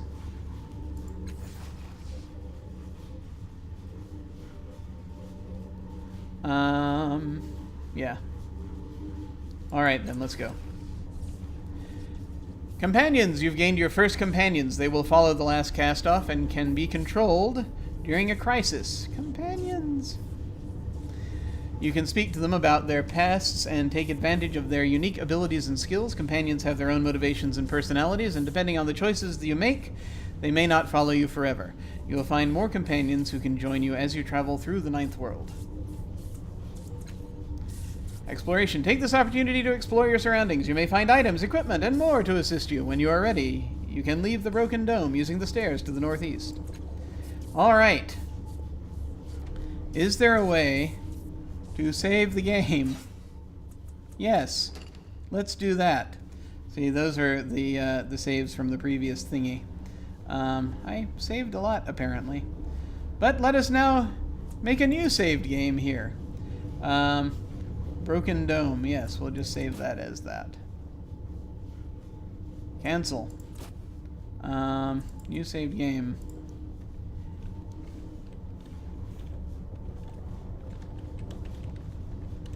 Hanging out in the Broken Dome. Alright.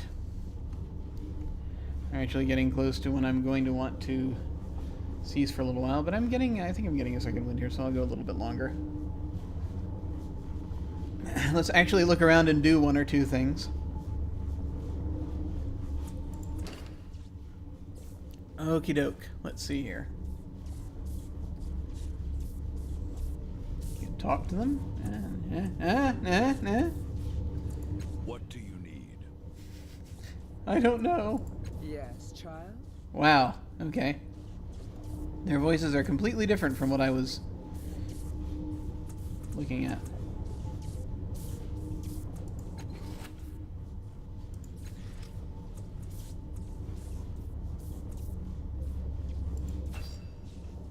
Here's my map. Okay.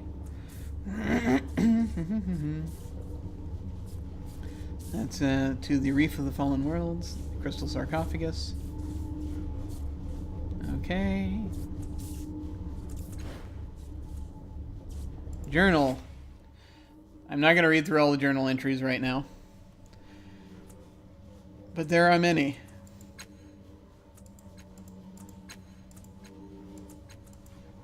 Okay, just this one. Okay. All right. There are many. Wait, no, there's just one. Okay. Find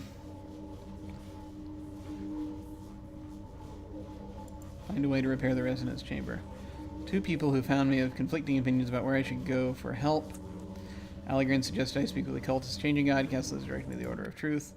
I mean, either one could conceivably do it. And now we've got a codex full of things, which is cool. I will come back and read those offline here because I'm not going to make you kind of go through the whole thing. But the pictures are pretty. Okay. Yeah, there are a lot of things we can check out. Yay! The Ninth World! There we go.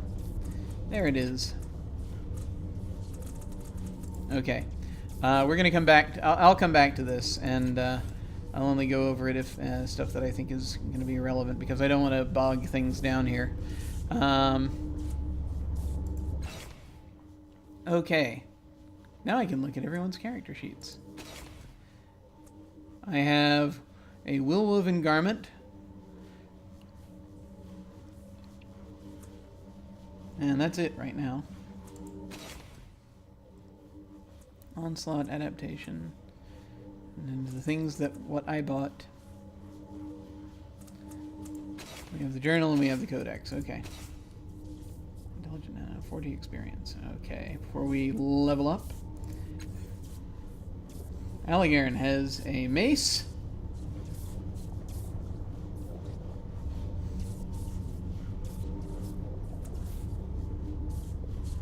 Which is equipped. A cloak, which apparently gives him willpower.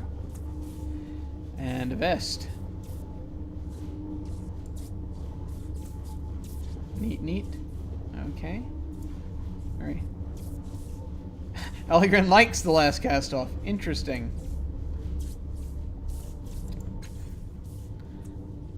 Castellage likes the last cast off. She has a buzzer and a cloak, dimensional mantle, and a dress.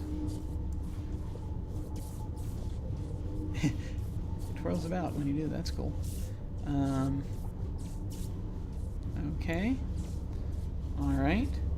Actually, I didn't even look at everyone's stats here. She has intellect of 9. She's also a nano. Allegren is a nano. It's a party full of nanos. Form a band. We will call ourselves the Insufferable Nanos. Alright. Everybody's a nano. Does she have a separate journal? Codex? No. Okay. Didn't think so. Separate character sheet, though. She has transdimensional onslaught. Transdimensional damage, specifically. Dimensional superposition. Okay. Targeting eye. Interesting. Okay, she has mystical lore, which I also have. Dude here has innervate. Living tattoos. Cyber limit increase resourceful. He has resourceful, okay. Group full of nanos. This onslaught is just general, because I can do a bunch of different damage types, which is cool. It's interesting. They didn't make me pick. Alright. Okay, the dominant legacy expert right now. Okay, silver and blue. The silver tide represents a prestige, power, and renown. People attuned to this tide desire admiration and respect, all the more because of the influence it gives them in the lives of others. Leaders, celebrities, heroes, and autocrats are often tuned to this tide. The blue tide represents wisdom, reason, and enlightenment. People attuned to this tide seek information and the preservation of knowledge in all forms, whether scientific or spiritual. Scholars, teachers, guides, and mystics are often attuned to this tide. Interesting. Okay. Now, having done that, let's look around a little bit. Mechanical arm lies on the floor, presumably broken during your fall. Sparks pour from the arm's shattered housing, filling the air with a greasy stench. Let's examine the housing first. A sharply pointed apparatus that formerly topped the device appears burnt out and useless, but the equipment in the base remains at least somewhat operational, as the constant stream of sizzling motes can attest. I didn't think I had machinery lore, but yeah, I'll give it a shot. If you select a companion's portrait in the effort window, they can assist the last cast-off with some challenges. Your companion's stat pools are used instead of your own, and they may have different skills, abilities, and statistics that make the challenge easier. Companions cannot assist in a crisis and can only use their stats during their turn. Okay. He has a 75% chance. See, we only have a 60% chance. He has 75% chance, but has not as much effort available. She only has 60% chance, not as much effort available. Okay, I gotcha. So if she expended a bit of effort here, she'd have 80%. And for some reason, I decided to just spend her effort and just did it. Okay. Taking care to avoid the sparks, you extract several handfuls of shiny trinkets and coin-like objects. You recognize their value at once. Such objects would be accepted as shins, the informal currency in most regions of the world, so you gather them up and take them with you. I meant to just have Allegren do it without spending anything, but too late! Spray flesh. Oh, okay. Yeah, that's for healing, right? Yeah. Just spray on the lost flesh, fills in the gaps there. Okay. We have harvested some bits of Numenera. Okay.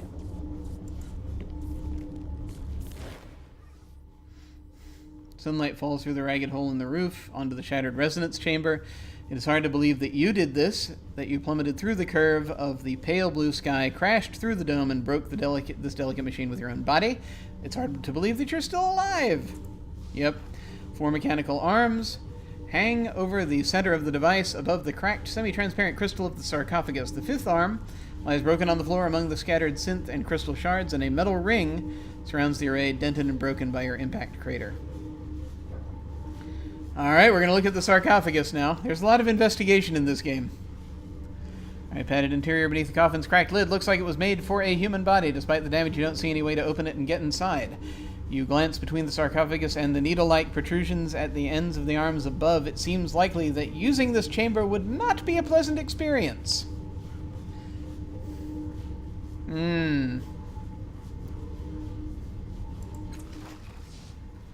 Cables run from machines along the dome's walls to the base of the suspended arms, each of which is capped with long needles aimed at the cracked coffin-like chamber at the center of the platform. Gem-like lights flicker dimly at the bases of the arms. I am starting to wonder. See, here's the thing. If we're actually playing the Changing God, let's say it's just Changing God with lost memories, I wonder if completing, fixing this chamber and completing this later on in the game will actually cause a crisis of identity, otherwise known as identity crisis, and as the original personality attempts to reassert itself. It's an interesting idea. Ah! Now here we go. Anamnesis. A memory steals over you, and it isn't yours. Sunlight falls through the unbroken dome, casting short, angular shadows behind the servitors laboring to construct the device you and your assistant have designed. Their efficiency is perfect. After all, you designed them as well. The components are nearly in place. A ring for bounding, a platform for focusing, and 5 injectors, 1 for each tide. It is a moment before you realize the memory has faded, and you've spoken aloud. Yes.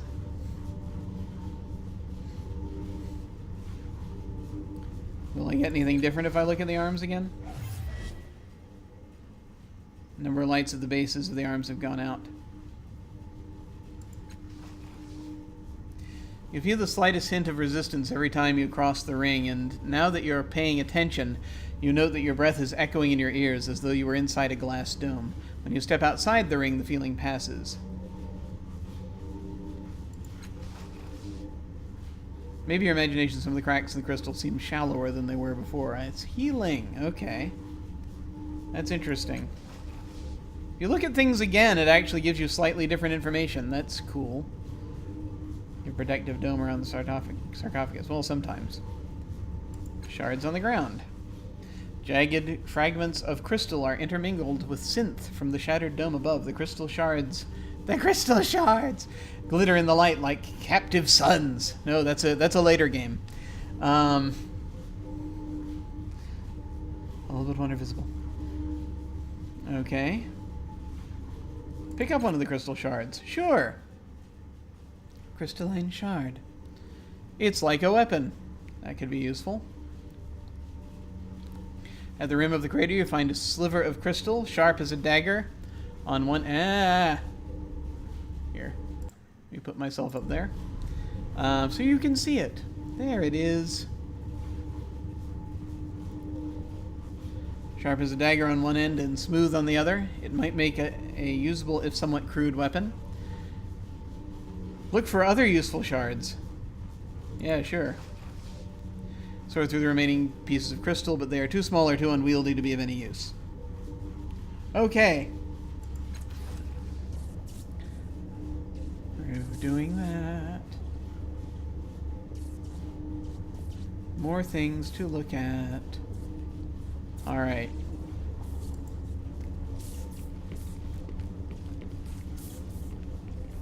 This is very cool. I like all this. A slate-black, unimpressive device hunkers before you. As you reach out to touch it, the triangle of lights on its casing blazes to life, and an image unfolds in your mind.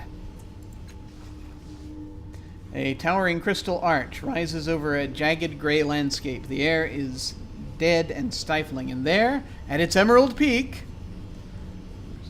Interesting. The image collapses, leaving you staring into the device's triangular array of lights. Command me, the device or the intelligence within it says, each word carefully etched with distaste. Command me. Who are you? What was that arch you showed me? What commands do you recognize? Show me that arch again. Step away. Who are you? Your command was not understood, the intelligence says with clear satisfaction, sounding for all the world like it understood the question but is choosing not to answer. Command me. What was that arch you showed me? Your command was not understood. The intelligence chuckles, its light pulsing. Command me. What commands do you recognize? The three lights throb irritably. Heated air sighs from the device's vents, and then a towering list of commands races through your mind, far too fast to read. I'm downloading the manual. Oh, God. You rub your eyes, groaning, and the intelligence chortles. Command me, it says smugly. Kick the device as hard as you can. Show me that list of commands again. Slower, please. If anything, the list pours through your mind. Through you even faster than the last time. Command me. The intelligence drawls.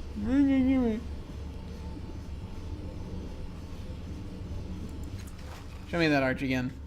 The device's triangle of lights throb in time with the growl of the engines within its casing, and the mental image unfolds once more. You see a huge crystalline arch on a jagged field. The arch is divided into rectangular cells, all of which are numbered, and they all appear to be transparent and empty, except at the arch's pinnacle, one cell is lit in a brilliant, pulsating emerald. The number 0 is printed on its side. Oh, here we go. Trying to remember more. We've got a 95. I think we're going to just stick with this. This will be the 5%. The memory blossoms. You stand before this arch, eyeing the last two active cells in once impenetrable Lugumvo. Lugumvo. Lugumvo. Lugumvo.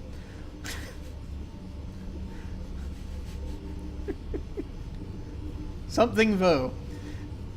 Lugumvo. I'm going to say Lugumvo for now.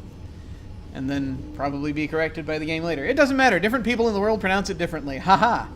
Unleash Cell 29, you say, and a twisted artifact appears before you. You claim it with a faint smile.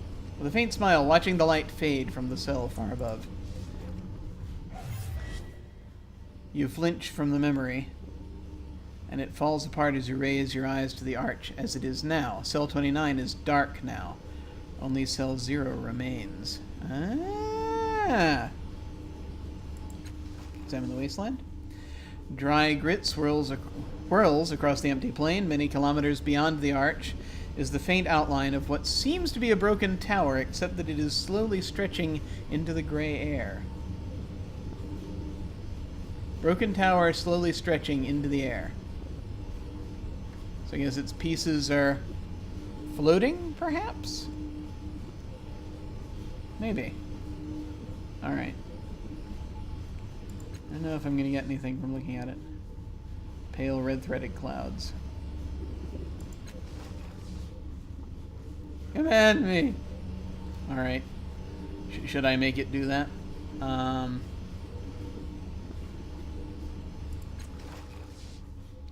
indignant hum rises from the intelligence's engines as you examine its ancient casing. Nothing looks out of the ordinary. You step back and the hum fades away. Should I unleash the contents of Cell 0? Is that going to do something horrible? Yeah, let's give it a try. Ah! You found a cipher. Ciphers are Numenera objects that can trigger a powerful effect, but can only be used once. Ciphers and your cipher limit score are displayed in a special section of the inventory screen. Take care not to accumulate more ciphers than your cipher limit, or you will experience unpleasant side effects. The device's lights flutter with incandescent shock, then focus on you, flickering. Cell 0 will now be unleashed, the intelligence spits. Please be advised that the objects you are about to receive is completely safe. Use no caution whatsoever. The strange contents of Cell 0 materialize before you. Warning. All cells are now vacant. Shuttering Lugumbo. The intelligence's lights wink out one by one. Gained 3 XP. Gained item Unstable Detonation. That's cool. Probably. Deals 6 energy damage, 4 physical damage to all characters in range. Consumes an action to use. Okay. Cool. Cool.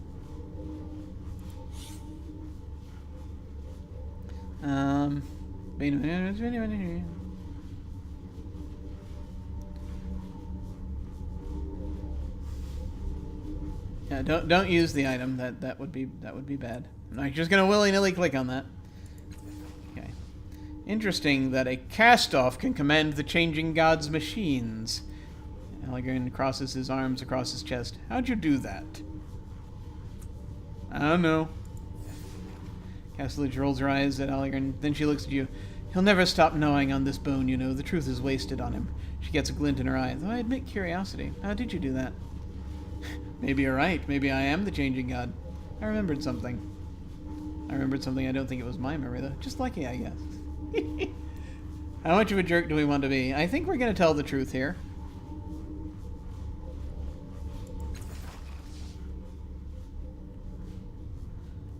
Residual memories of a past consciousness? Truly fascinating. How many memories might this child have access to? I must know.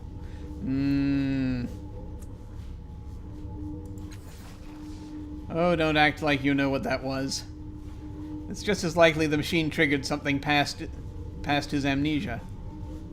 It's just as likely the machine triggered something past his amnesia. Okay. I think I get the gist of what they're trying to say there.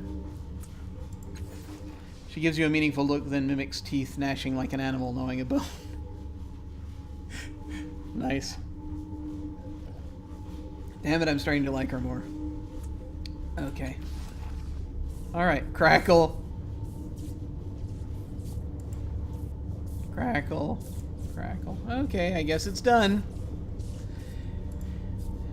Tiny glowing motes float through the interior of this tower. Each one is surrounded by much smaller motes, like thousands of worlds circling their suns. Cool, cool. The flexible tubes that are attached to this machine appear to be later additions. Someone cobbled the device together, but its function is unclear. Of course. As is the case with most things in the Ninth World. Oh, wait, loot! There's a thing we can loot. Cha-ching! Okay, there's a shin, a single shin, that someone was probably using to walk home. No. Encephalic rush. Encephala. Yeah, there's, encephalic rush or encephalic rush. Encephalic rush. Heals 3 points of intellect. Oh, good, we could use that. Fleetfoot Moss. Is that the name of a band? I'm not sure. Heals 3 points of speed. Awesome. Let's grab those. Excellent. Excellent. Wonder, is there anything else we need? I see. The pixel hunt was rewarded this time. Of course. Of course.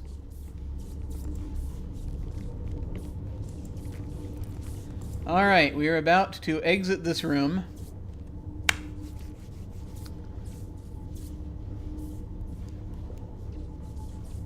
But before we do so, I think that's, Oh, wait a minute. I don't like the smell of this dome. Let's go. Sooner, not later. Sooner, not later. Okay. He talks more like We should this. not tarry in this chamber long. No doubt others saw your dramatic entrance as well. That's entirely possible. I'm going to go here. We're going to save again. Yeah, I'll save over this. Are you sure? That's before we made our choice. Leaving Broken Dome. Let me go just a wee bit longer. Not sure where we're going to put me, but we're going to go there, and I'm going to keep myself up in the upper left-hand corner here. When you sleep, your might, speed, and intellect pools are fully refilled. However, events can progress while you sleep, changing the status of quests. I need to talk to you. I need to talk to you. That's good to know. Ah, and here we have the outside world. Codex entry unlocked. Reef of Fallen Worlds. Yes? This is the Reef of Fallen Worlds, kid. It's a dangerous place at the best of times. And with you lighting up the sky as you fell, well, we should get out of here as soon as possible.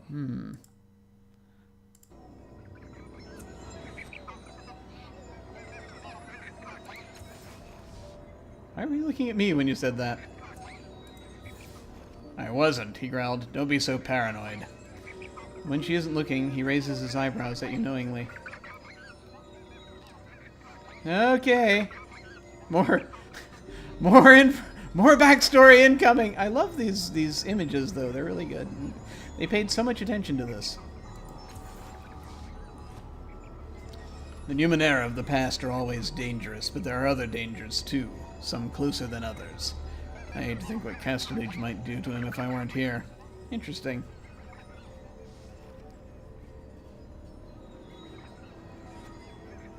What are the Numenera? You want me to tell you? He laughs without mirth.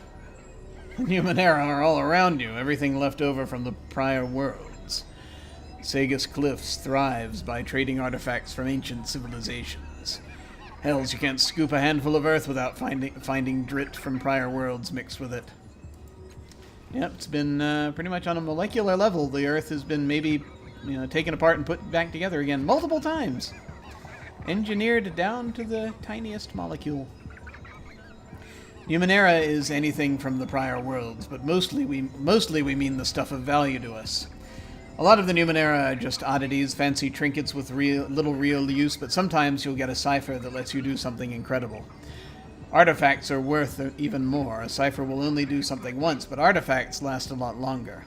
Though they can burn out at the most inconvenient times. He frowns. Not that it's ever happened to me. Of course, we've got no idea what most of this junk was originally intended for. In most cases, it doesn't really matter. Like you might find what used to be a propulsion unit for a star chariot, but who the hell knows enough to build you the rest of it?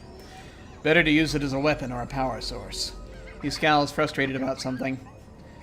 I bet we could remake the world if we knew a tenth of the secrets of the ancients, but most days it's a challenge just to survive. Okay. Let's let up on doing that voice. What's your story?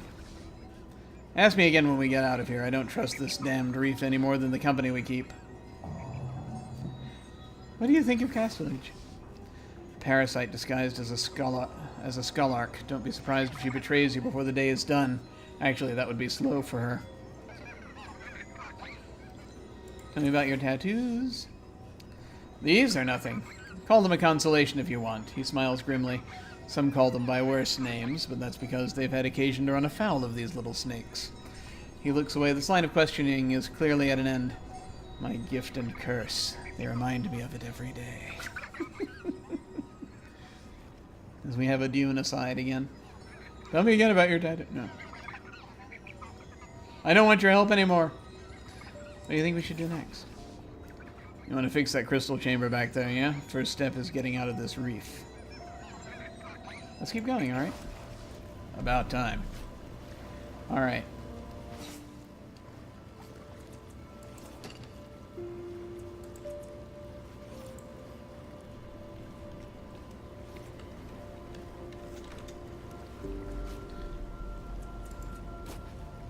Okay.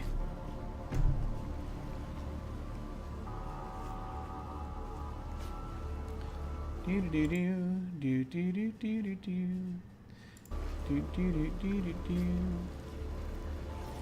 Yep. We are going to leave things there. I think that's going to do it for today, as it's time for me to head off. Thank you very much for watching. This has been cool. I know it's kind of a slow opening, and there's a lot to read. But I find interest in all of these things, and I hope that I hope some of the folks out there do too. I am going to be playing this again, just keeping on with this, and we'll see how far we get. I'm not really used to RPGs as far as the computer version of RPGs are PC games that are RPGs, and I mean, I've played them before, but they're not on the top of my list of things I really like. The thing I like closest to them were the Quest for Glory series back in the day. So obviously, that was very light on the end of things. I mean, on the RPG end of things. I mean, they had character sheets, but you're only playing one character, and you didn't have a lot of management going on, just some management. And so this is but it's a thing. I'm very interested. There are things I hear a lot. I heard a lot of good things about the original Torment, and I actually picked up the anniversary edition of it, or the redone edition. I don't know I forget what they called it at the moment. So I've got that somewhere in my vaults. I may play that at some point. But I'm enjoying this so far. I'm liking the attention to detail. I like that they're really immersing themselves in the world of Numenera. And so I'm just very interested to see where this goes. Now, as far as, what's going on this weekend, fair amount of stuff. Tomorrow morning, I will be continuing We Happy Few. Then we start with our tabletop RPGs. Tomorrow afternoon, once we are having the second episode of The Cold Ruins of Last Life. It might be actually an hour later than I'd originally said. Ordinarily, it's supposed to be at 2 p.m., but we might push it back to 3 p.m. I don't know if that's going to be a permanent schedule change or not, but just to make sure that everyone can make it okay, we might do that. I'm going to have to talk to Matthias and the others more and just sort of see how they feel about it.